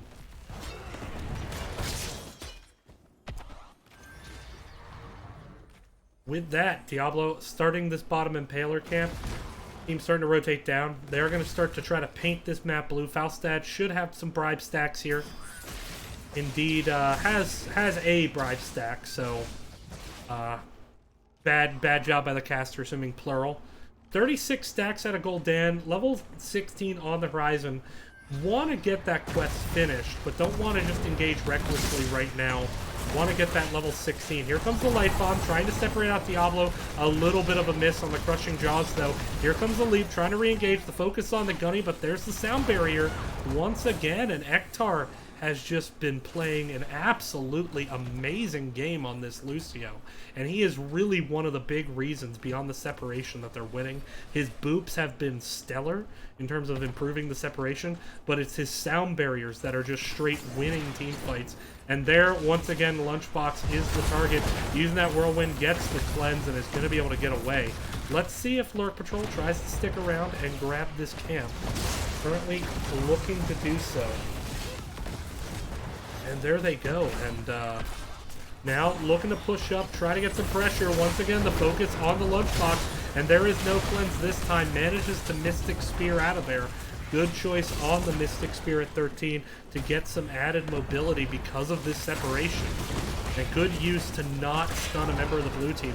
FPS Nate really wanting to step up and get some damage onto this keep with the level 16, but perhaps an over-engage here. There's the Condemn into the Bless Shield with the Light Bomb. Warden's Cage trying to buy space. Lucio does not have the sound barrier. There's a leap onto the back line. They managed to get on the Faust pad. FPS Nate just trying to peel his team out. Now Lunchbox gets the kill, excuse me, Orphea, Woggle getting the kill on Diablo. Gunny, Lucio, Maev, they're going to be able to walk away, but penalty box now, and Soul's down. So this should be Ace going to escape there. This should be a good head start on this objective. On the side of Tickle Me Tassadar trying to get back into this game. Mid-wall, still very healthy. They have lost all their forts, so they have to deal with that macro pressure. But that said, Falstad down for another 4. He could fly in. Siege Camp going to get grabbed at the moment. Recognizing Falstad's in the penalty box. Could fly in. Mighty Gust not available. The only one available is the sound barrier. Meanwhile, though, the Light Bomb Bless Shield combo is available. Leap almost available as well. Need to save that Mighty Gust. Here comes the Light Bomb. There's the Mighty Gust peeling out, buying time for the sound barrier to land. Now stepping up 32-7 at the moment. Need to look for a team fight, honestly. But here comes the Ruinous Affliction. That said, Gunny stepping up, going for it. Lunchbox goes in, looking for the cold. There's the Condemn. Gunny goes down, but Lunchbox is going to drop as well. And so does Joanna. And so that's a 2-for-1 trade, selling out for that Gul'dan. They should be able to finish the objective, and they do. The question is, will Ogle the Great get a trade? And he doesn't. And so 3-for-1 trade there to get the Punisher, but given that there's still a wall here, given that they can safely bait this over the wall, this should be a pretty free clear on the side of Lurk Patrol, even with the 14-minute Punisher. And so this is not going to net any value at all, as the Punisher baited perfectly to the fort itself. Fort wall still going to be standing, and Lurk Patrol, despite that mishap, despite staying too long top, still in a big macro lead in this game. Great sound barrier. Valkymer, they have all been great sound barriers. Ektar has been stellar this game, and if Lurk Patrol can pull this out, I mean, there was a lot of good plays in this game, but Ektar is really saving these fights for Lurk Patrol. As much as Ogle won team fights with damage in Game 1, we are now seeing Ektar win team fights with healing, with sound barrier in Game 2. Oh, FPS Nate, oh no, and a bit of a mispositioning, and that is going to be a full penalty box. Just rotated at the wrong time with no vision of the enemy team, and that is going to be a kill. Not going to be too devastating, but it is going to slow Diablo's soul stacking. Currently stuck at 40 with 40 seconds in the penalty box remaining. That said, level 20 on the horizon. Tickle Me Tassadar still very far behind. They're going to start working on this bottom lane, but the next objective is in the top lane, and Gul'dan, meanwhile, going to push up and just be able to stop this engage, force the backs, and also get a lot of damage with that Ruinous Affliction onto the structure. And so with all of that, still no fort taken by Tickle Me Tassadar.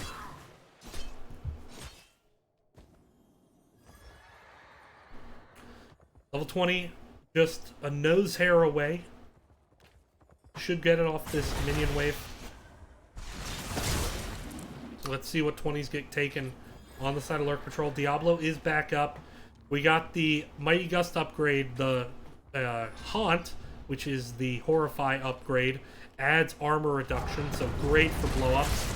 We have Maev going Shadow Orb Vengeance for that, for that cooldown reset. We have Hellgate out of Diablo. Lucio going with the increased healing House Party. And that, given how stacked up these fights are, that's going to be a really good level 20 talent. And it looks like they're going to commit potentially to this top keep and try to get it. We're starting to see the backs come in, but I think with this Gul'dan, with this Falstad, they're going to be able to take it out, and they do indeed get the second keep of the game. So Lurk Patrol now with a big lead, 2 keeps down, level 20, still not close for Tickle Me Tassadar. Tickle Me Tassadar might have to take this fight, unfortunately for them, because there's no keep in the way. They could try to bait punish in a mid keep, but it's kind of RNG dependent at best. Really good macro play out of Lurk Patrol. The only thing they need is they need to not have a pickoff.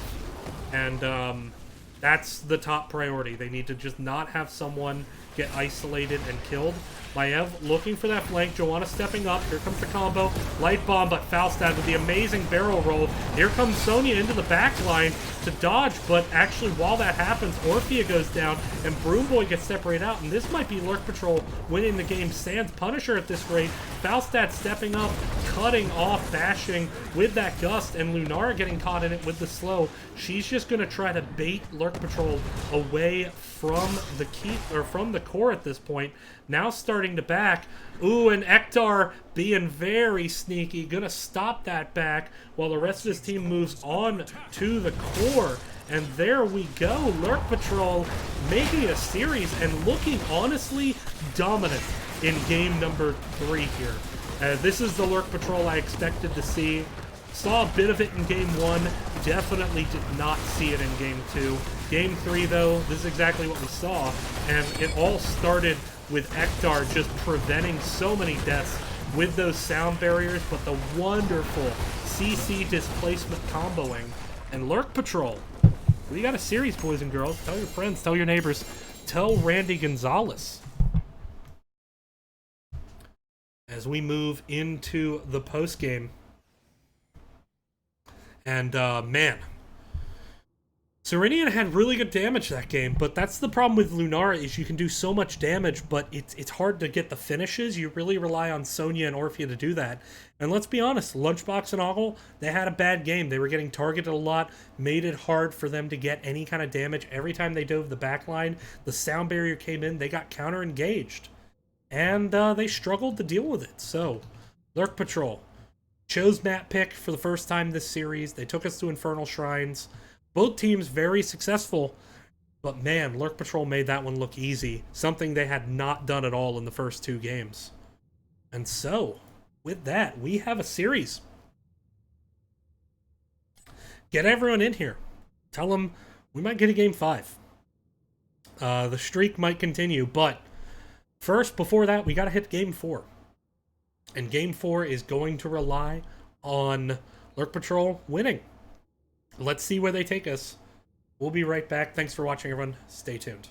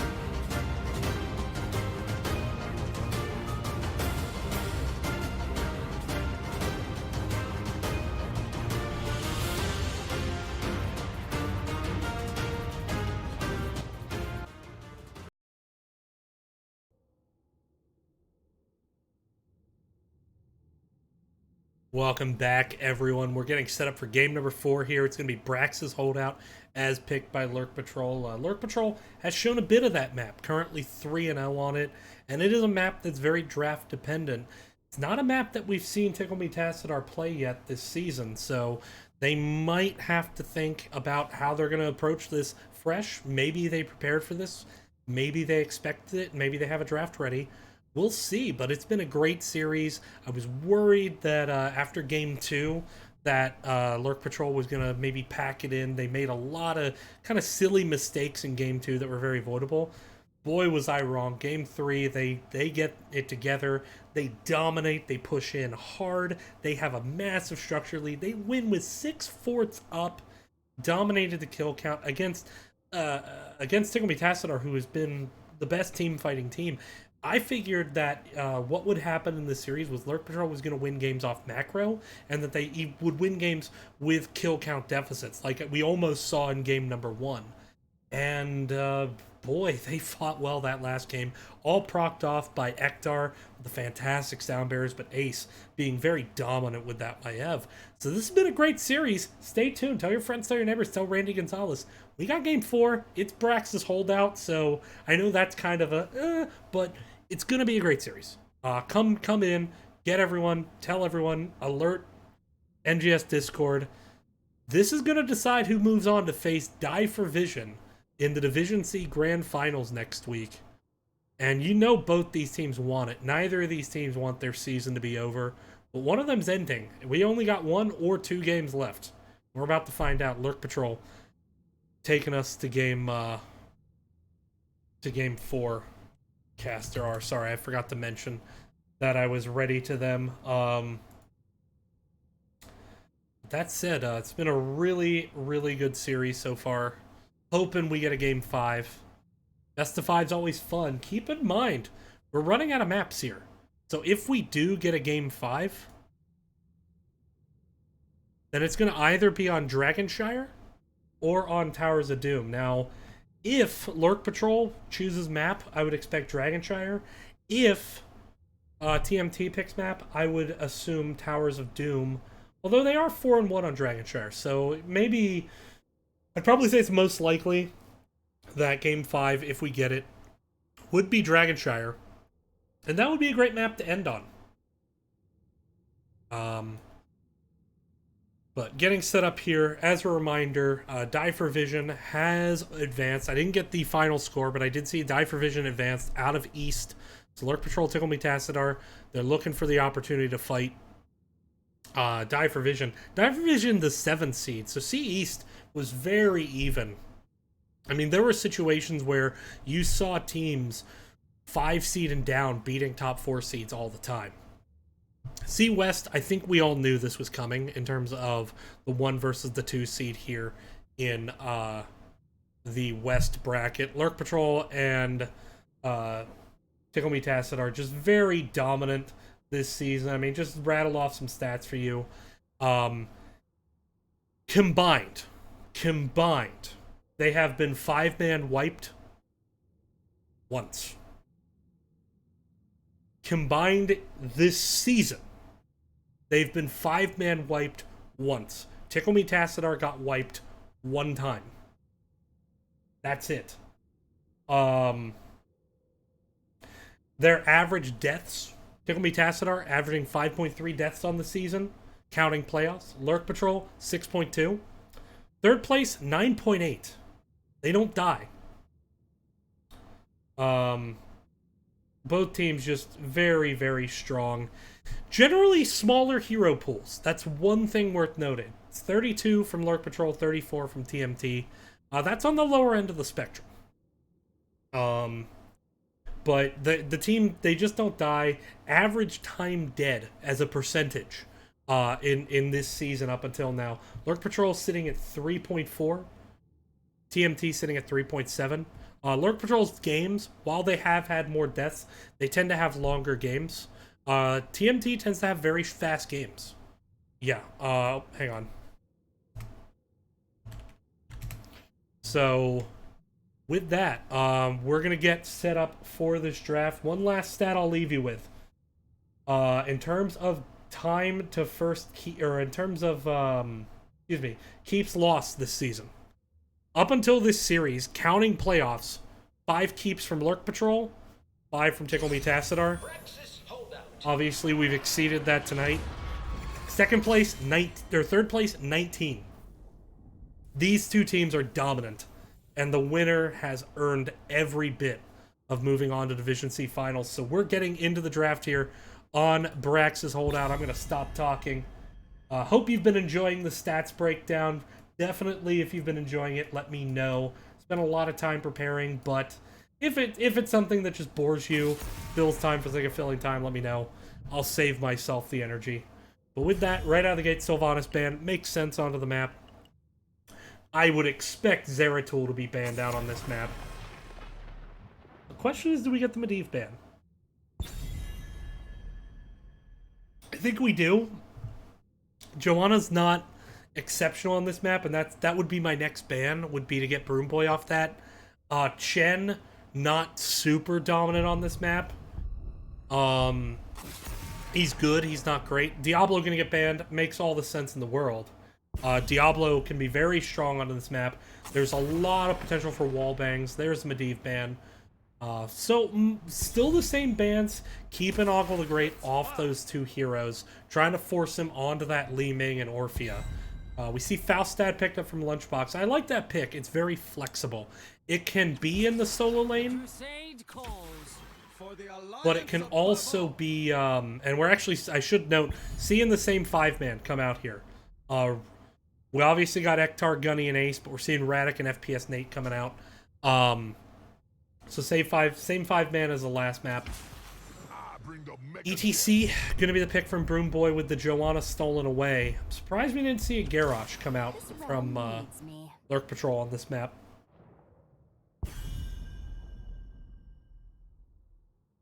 But Ektar grabbing that Anduin, and it has been the most contested hero in this series. Rexar are going to get banned out, so we're not going to see that hero who can be just exceptionally dominant in the lane. Ogle, jumping onto that Li Ming, looking for that poke potential.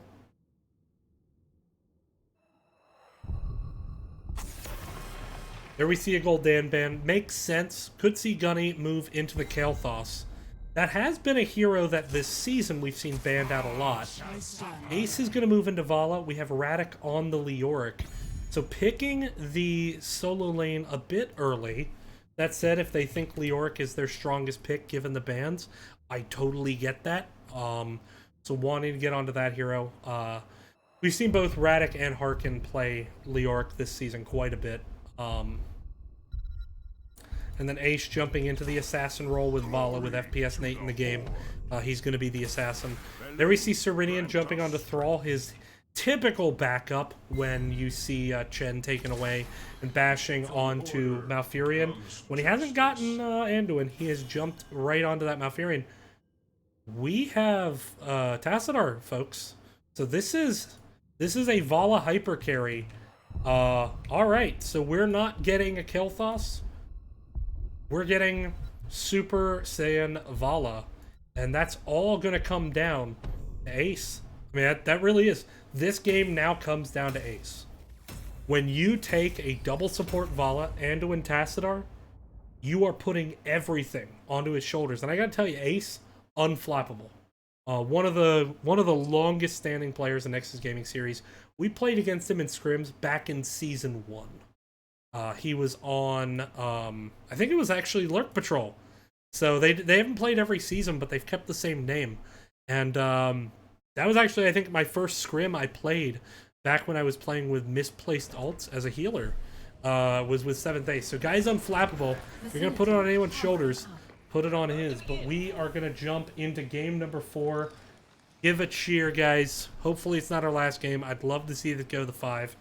But someone will not have their season advance after tonight. So with that, we're going to jump right into the game. On the left side, it's going to be Ektar and Anduin, FPS Nate on Joanna, Ace on Vala, Radic on Leoric. And up in the top, it's Gunny on Tassadar. Interesting flex. Lunchbox going to be on Falstad in the top lane for Tickle Me Tassadar. Down in the bottom, Serenian on Thrall, Broomboy on ETC, Ogle the Great on his patented Li Ming, and Bashing on that Malfurion. Sticking with comforts this series as Tickle Me Tassadar, but you gotta respect it. It's worked well for them. And we did not get the soul. I expected Lurk Thrall. Question is, do we get Crash Lightning? We got Crash Lightning, boys. We indeed have the Crash Lightning. The lightning that is most indeed crashiest. So, jumping in now. 4-man's in the bottom. You would expect early on Falstad to have the advantage in the top lane. Tassadar not going to really be able to stack that auto attack against Falstad. Just doesn't trade positively. Does manage to steal the globe, so good awareness there by Gunny. Lunchbox stepping up, getting some damage out. Dimensional shift from Tassadar, and already a move into top lane? Bruiser camp. They clear the wave, and they're going to take that time to clear top lane. ETC's got to be wondering, where the hell are they? I've not seen the early Bruiser camp on this map, but now thinking, well, if they're away, we could take this Bruiser camp, except this is going to get spotted out. Joanna steps up. The Fire Bats are there, reducing the armor of the red team. Radek steps up, but Falstad's down 5v4, and we are going to see a disengage here from Lurk Patrol. So a good invade with the Fire Bat camp on the side of Tickle Me Tassadar. Falstad, Thrall, both rotating up. They're going to do their Fire Bat camp. Ooh, Gunny, he's in a bit of trouble. He's going to dimensional shift, but without that speed boost, he may not get away. Thrall doesn't stay on the chase. He doesn't commit to it. And I think if Thrall commits there, Gunny absolutely dies, and that would be a huge boon for Tickle Me Tassadar. That said, he gets away with kind of a mistaken positioning there, and now you get this Vala pushing up in the bot. At this point, we're starting to get to where I would like to see Lurk and Tass switch at level 4, which is when Tassadar is really going to start to be able to empower Vala quite a bit. At the moment, 4v4 in the bot lane, we're seeing Lurk Patrol focus on the wave. They're going to give up some channel time, 8% and counting. Joanna stalling the objective. Broomboy trying to boop off the point, but there's the route just to be annoying. Blue trying to channel. At the moment, it's still neutralized. Damage starting to favor Tickle Me Tassadar at the moment, and oh my goodness, Ogle just made a play and a half. Gunny getting cut off by the Falstad fly. Radek is going to go down, and oh my goodness, Ogle did it again. Another blind kill over the wall, and Ogle just gave his team a tribute. I mean, that's basically what happened. Those 2 kills are going to give his team the first tribute. Here in the bottom lane, the Zerg are starting to mount, getting ready to push in. Up in the top, a mere pittance by comparison.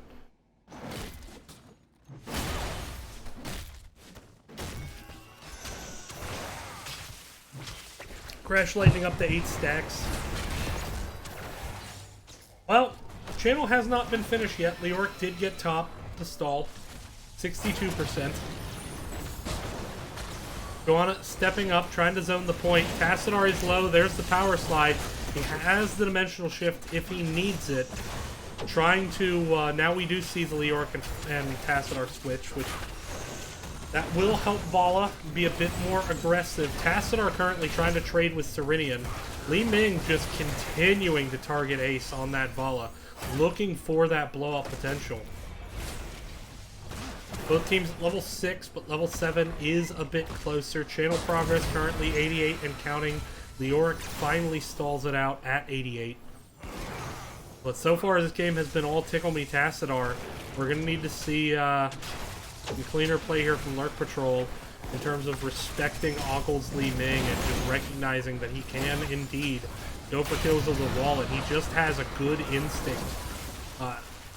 Right now, though, Bashing getting chased a bit by Ace. Broomboy gonna zone a bit. This is a 100-0 Zerg wave at the moment. ETC trying to wait out the shield. Goes for the slide onto Joanna, and she is gonna get popped.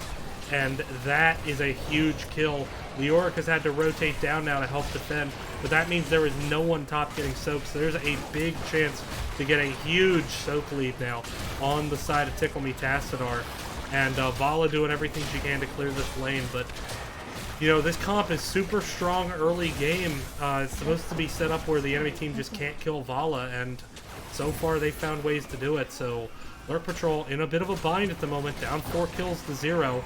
They're going to need to start finding ways to get back into this game, starting with potentially punishing the CTC. No, he power slides away, and he is going to escape. Pushing up the keep wall with the remnants of this Zerg wave. Lurk rotating down, possibly looking for a chance to engage. Nope. Decides against it, stays top. Keep wall still healthy, but that is a full fort down. Zerg waves defeated. Resetting pens as per protocol. Fireback camp's going to be rotated. Bruiser camp being rotated on the side. Tickle Me Tassadar up in the top lane. Radic and Lunchbox trading soak. No one really with an advantage there. Fireback camp has not been capped yet. They're going to stall it a bit. They're going to try to cap it, presumably once the Bruiser camp has pushed up a bit, just so they can clear it a bit more safely. That said, Fireback camp top will put Lurk in a bind. He's going to Spooky Ghost walk on out of there. Got a 2/3 of a level lead, maybe 3/4 on the side of Tickle Me Tassadar, and almost a full level now with some of the soak coming in. The level 10's on the horizon.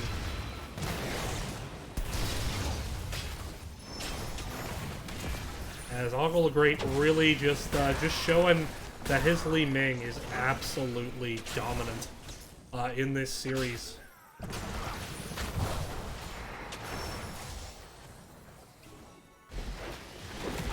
Ooh, and Falstad gets baited, misses the Mighty Gust, and Falstad goes down right as level 10 ticks over.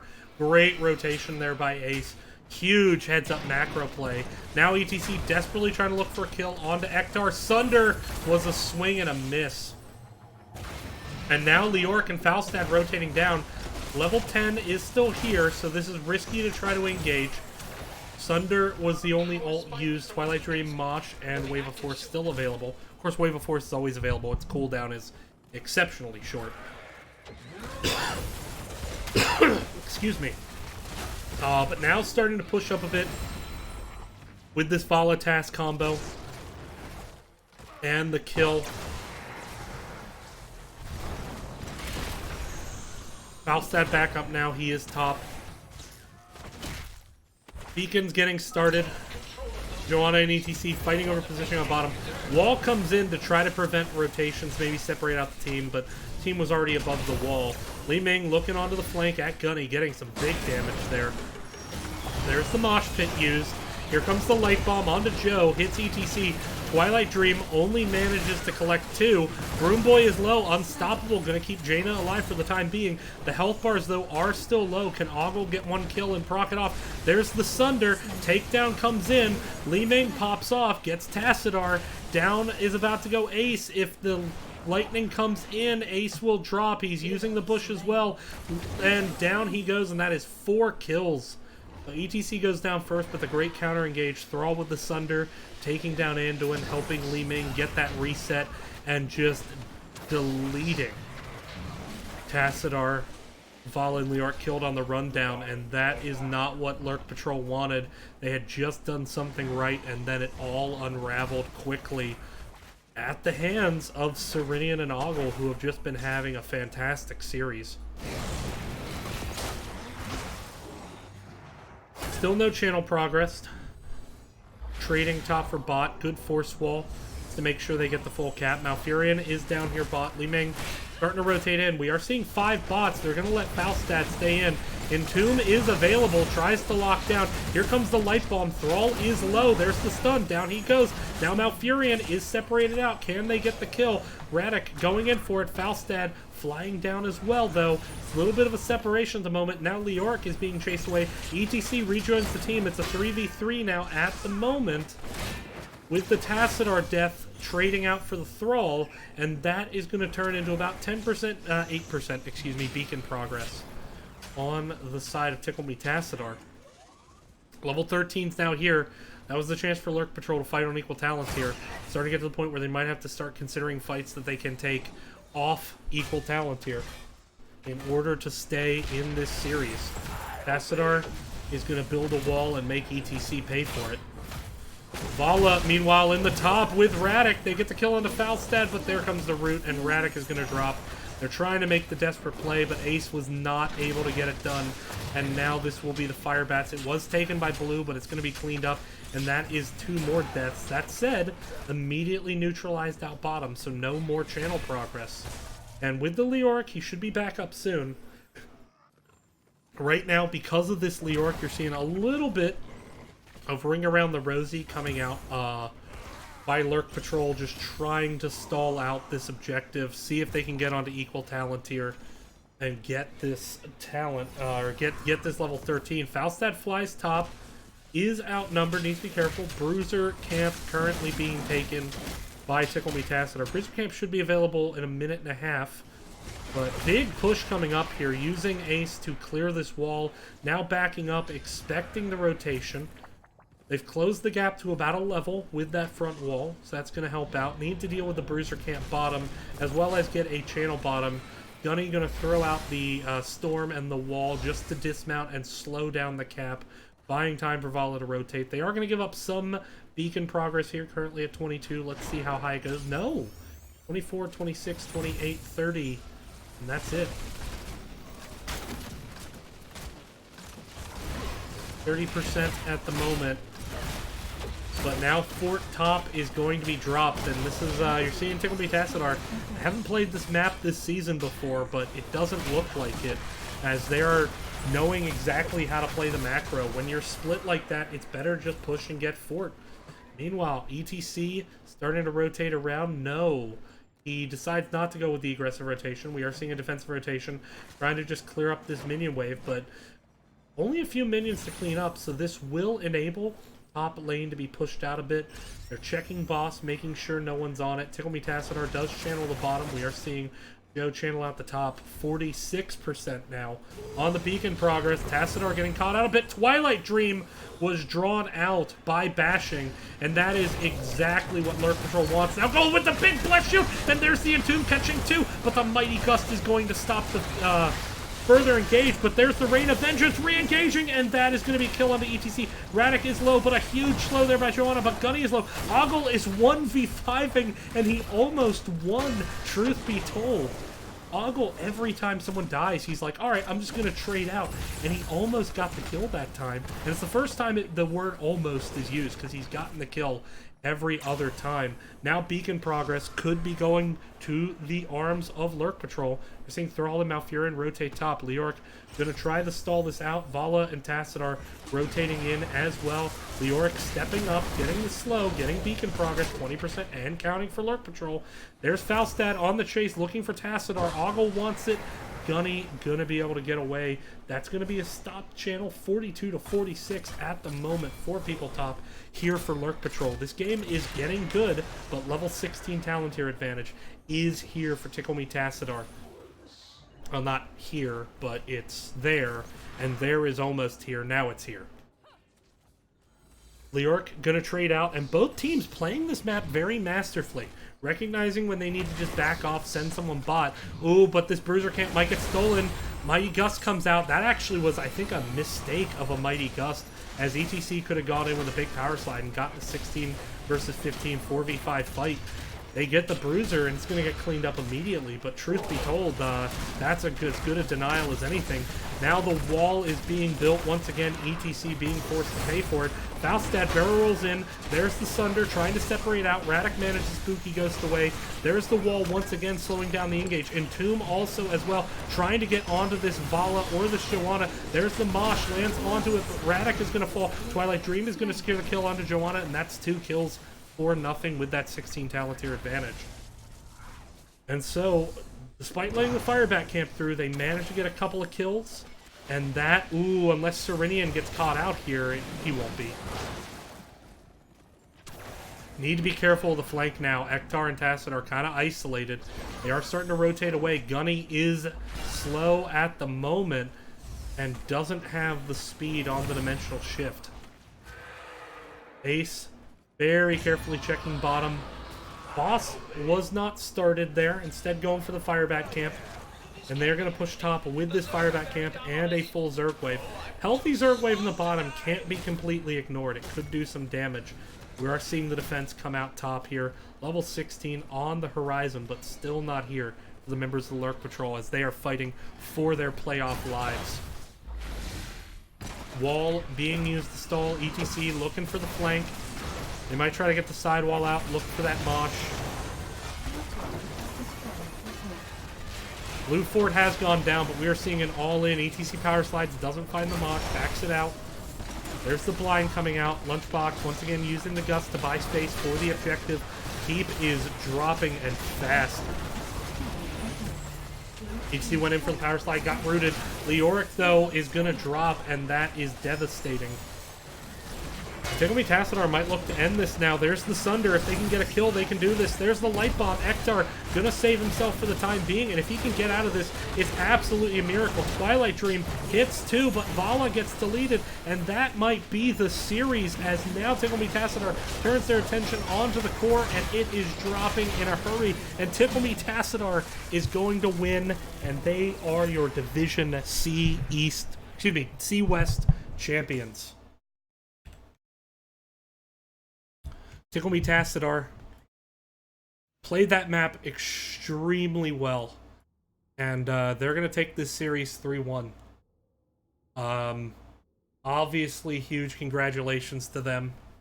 Really dominant game 2. That was a very dominant game 4.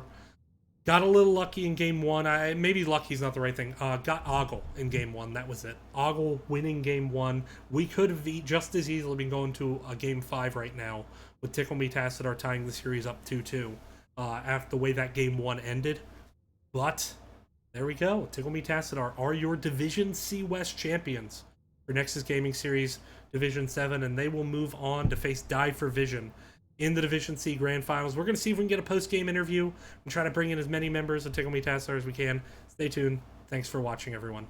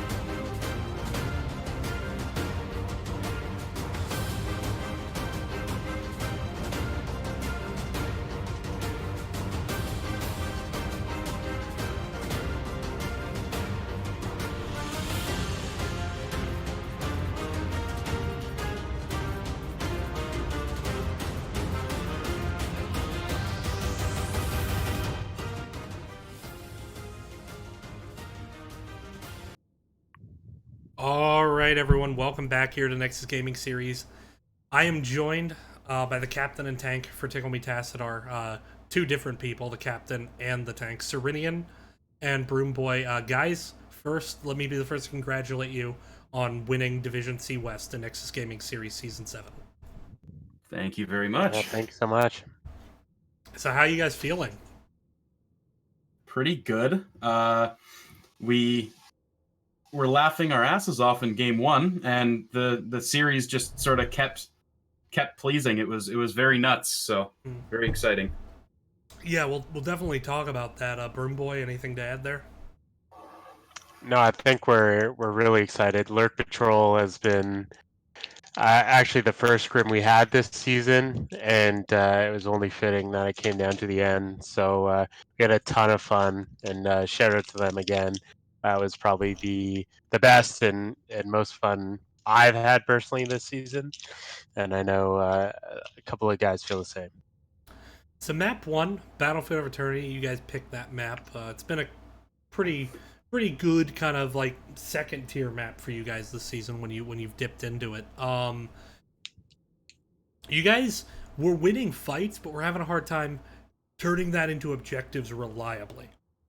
So for a while you were down in the macro, but when you did win an objective, you managed to get a lot of value with it. How do you stay calm when you kind of lose, especially the first objective close, but then the second objective, and you start to kind of fall behind in macro? How do you really adjust and keep the team on mission? I think that we knew we had a lot of power packed into our level 10s, especially when you with our team that usually ends up being the way it goes. We're usually playing for 10, which means we usually end up behind a little bit earlier on because we're not looking for fights. We're just trying to make it to that point before we start getting really aggressive. So I don't think we've ever really felt very panicked in the early game on almost any map, but especially BOE with the first Immortal rarely having a lot of value. If you can burn that thing down quick, it's kind of just the only real downside is that you don't get it, but it doesn't really take a whole lot. At most, maybe a gate and a fountain if they're really good at it. Yeah. Well, with that, I mean, so you guys started to kind of get in control of the game. You had that big Immortal that ran all the way down bot and got keep, and then you won the next Immortal phase. But something happened. Now, Yeah. I'm typically not one to point out such things, but Clown there were a Fiesta. couple B immediately before a 4-man mosh, Yep. and Oh, yeah. I just want to that ask bashing? you: Oh, it was are me are too. there regrets? Are there regrets, or was No the B regret. step No. worth it? We were laughing so hard. We Yeah. we were literally saying in call, like, if we lose off of that, we completely deserve it. And we were just hollering in the call. It was so funny. I walked into that mosh, like I was out of it and I stepped Yeah. in. Oh my god. It was just wow. Div C at Definitely. its finest. So I think what you guys are trying to say is Ogle is pretty good on Li Ming. No, he's terrible. Report over. No. Yeah, he's definitely. I mean, I feel like everyone's really strong. People target ban Ogle because he has a lot of characters that stand out. But he's not someone who has a lot of pocket picks. He's not a one trick. So he can play anything well. And Li Ming's definitely one of his strongest heroes. And he definitely saved our ass a little bit there for sure. Yeah, Yeah. he with the help of a really good Twilight Dream from bashing, managed to get some pretty clutch kills there, getting you guys through game 1. Because keep in mind, if you don't win that game, we're not talking right now. We're setting up for game 5, right? So Yeah. Correct. with that, Sky Temple game 2. Correct me if I'm wrong. Neither of the teams have played that map this season. I feel like we've played it once, but I could be wrong on that too. It might It have wasn't been on a scrim or Stats of the something. Storm. Then no, we Yeah. haven't. So We've used it in scrims to practice it, which is probably Mhm. why I think that we have. Yeah. So what do you think worked? Because that was a very dominant map from you guys. Obviously, that map is arguably one of the snowballiest in the game, if not the most. But you guys really got out to an early lead and just kept the foot down on the gas. The lead grew as the game grew on. You didn't just rest on your laurels. What do you think you attribute your success in game 2 to?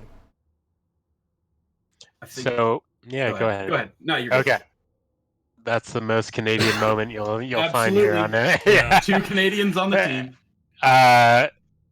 I think honestly, the success in game 2 is due in part to our strength being playing macro. It's been our strength since the start of the season, I would say. I would say we played the map a little bit better to them and forced them into a lot of lose-lose situations where they were forced into tough spots. Mhm. And we were able to capitalize on that. So that stuck out to me. I'm not sure about you, Serenia. No, I think I just agree with that. Also, we just communication was really good in game two. We were riding high off of the hilarity of game one and just the fact that we won it all. And everyone was talking, everyone was having a good time. So that is huge for morale when that happens. All right, so you guys, we're on game point. Lurk Patrol takes you to Infernal Shrines, a map that I'm surprised we didn't see earlier. I mean, total, you guys have played that map, counting playoffs. You played 7 times. Lurk Patrol played 8. They're 8-0. They were 8-0. You were 6-1. They pick Infernal Shrines, and they kind of start to get a lead and just continue to build on that. I just kind of want to first get your thoughts on what you think kind of went wrong in that map. Do you attribute it maybe to draft, or do you think you were making some mental errors? Like, what do you attribute your struggles on Infernal Shrines to? Partially the draft. Lucio was a great pick by them and countered a lot of what we'd set up. And honestly, we should have seen that coming because of how much Ector loves Lucio. We knew that, and we just didn't account for it. And there were so many kills we could have had that his ults just straight up stopped and then turned the entire course of the fight. And we saw that in, I think, probably 4 separate team fights, and it cost us so much that we just weren't recovering. So I'd say draft was a lot of it. Also, just the sudden momentum shift probably caught us off a little as well, because we were doing so well in game 2, and then to very quickly turn that in game 3 felt a little odd. I don't know if you have anything to add to that, Broom. Yeah, I think they just played better than us overall on that map.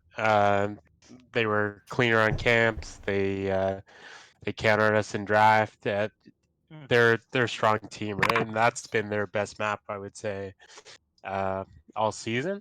And they just Yeah. Ace is saying, I mean, now they're 9-0 on the map. Ace was Yeah. saying it's their best map. That's why we avoided it. Yeah. I mean, you guys we were knew no that. slouches We're on not the bad. map, Yeah. but certainly you both targeted a comfort map from each other. So you guys took Tomb off the table. They were 7-0. They took Cursed off the table. You were 7-0. Yeah. So, out of curiosity, if it went to Game 5, if they had won Braxis, Towers of Doom, and Dragonshire, where would you have would you have taken map pick or first pick? Because you would have had to have lost in this scenario. At this point, it would have been first pick for us because the maps that we like the most were gone at that point. Not that we haven't, like, we've played a number of Dragonshire games and we've actually picked Towers of Doom a couple of times, but at that point, there isn't a map, like, we don't have a specific thing we really wanted those maps for, so we would have rather just get that extra pick, since no matter what map we went to, we would have been sort of feeling the same way about it. Ace, I still see you in chat. Chime in about what map you guys would have gone to. Whether you would have taken Dragonshire or Towers of Doom, because I'm kind of curious. Oh, D-Shire easily. Perfect. All right, there we go. They were 2-0 on the map, but you guys are actually 4-1 on D-Shire this season. 2-0 on Towers of Doom. They had not played Towers of Doom, so if they picked map, it would make sense for D-Shire. Anyway, game 4. Brax's Holdout. Not a particularly popular map, let's call it that. Not a map we see a lot. You guys came into it. Did you maybe expect to play Braxis, given that this was a best of 5, and did you have that comp in mind, or were you really trying to kind of game plan in the draft for what you were going to do on the map?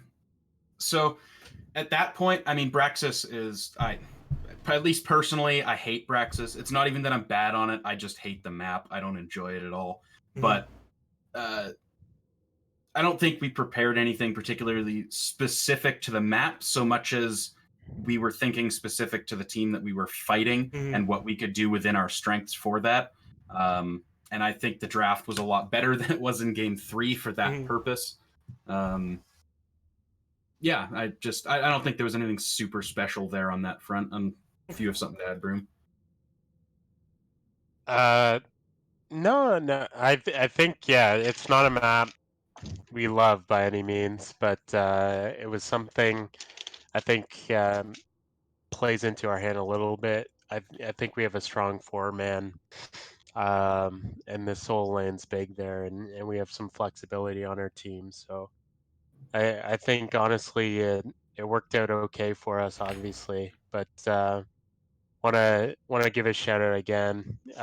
These guys really stretch us thin, and yeah, just tip of the hat again to Ektar and the boys.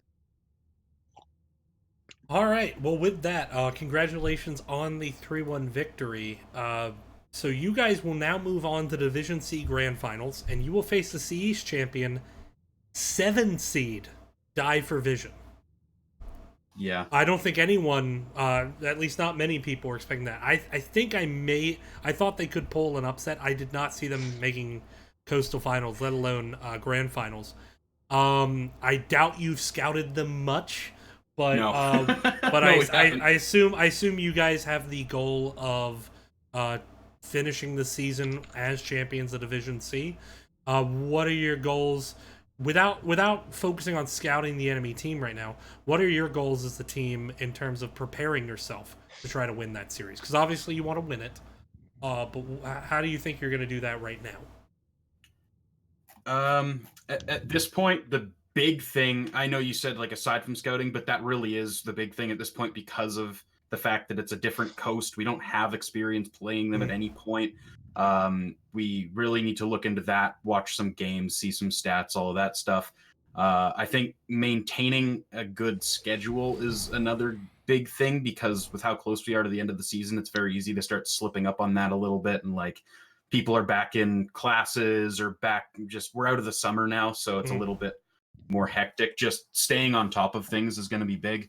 As far as gameplay, I think we're in a really good spot. We just need to make sure we're continuing to play to keep on top of that because it's very easy to slip up if you haven't played in like a week or 2 weeks or Right. whatever. Well, oh, go ahead. No, I was just gonna echo that. I think it's just continuing the momentum, making sure we're communicating well. I think today might be the best example of communication, at least personally, that we've had this season. It's been great playing with a group of randoms. We entered this season not knowing anyone and formed within 6 hours before the deadline, and kind of came together. And it's been a great ride so far, and we're not done yet. All right, so with that, the floor is yours for shoutouts. All right. Well, my usual shoutouts, as usual, thank you to you for casting this. We love being able to go back and watch the games and hear another perspective because we have our own sort of perspective in our own group because that's what we hear all the time and think about. But getting a caster's opinion or even just seeing the chat comment on it is really fun. Shout out to the team. Special shout out to Lunchbox today. He was not feeling well at all, and he pulled through and played 4 games despite being really under the weather. So huge thanks to him for showing up. Shout out to Lurk Patrol. They've been our biggest competitors, I think, from very early on in the season. We got to scrim them. They were our first scrim team, as Broom mentioned earlier. Early on, and then they ended up beating us. And then this was sort of like it was so cool to see them in a finals game again to sort of finish that grudge match. Although we might see them again in future. But yeah, Broom, you want to add any shout outs on your end? Yeah, definitely shout out to some of the people who've been following us this season. I think someone who gets overlooked a lot, who's been playing his ass off, is Bashing. So shout out to him. Ogle the Great is great and gets a lot of shine for sure. Well Still report deserved. him, though. Report him for feeding. But Bashing Lunchbox, as Serenian said, is like on his deathbed and we had to wheel him out today. So shout out to him. And shout out to Serenian. He's been keeping us steady all season and really doing a great job of captaining in this ragtag group of idiots. And here we go. Let's take the finals. And before I forget, Volk, I know you're probably watching, so shout out to your mom. I've been forgetting to do that lately, and I've received flack from a few people. So huge shout out to Volk's mom. All right, that was borderline inappropriate. Anyway, thank you guys again. Best of luck in the finals. Hopefully, you know, the C finals in a position where I can cast it. I'd love to cast you guys again, and have a great evening. Congrats again. Thank you. Thank you. All right, and with that, we are going to draw this cast to a close. I am DB Smiley, and that's it. I don't know if I'm doing any of the finals. The finals are done kind of by auction. My schedule is actually very tight next week, but I hope I get a chance. If I don't, thanks for watching this season. It's been a great season, Nexus Gaming Series. I did somewhere in the neighborhood of 50 casts, give or take. So it's been a lot of fun. And that's it. Bye now.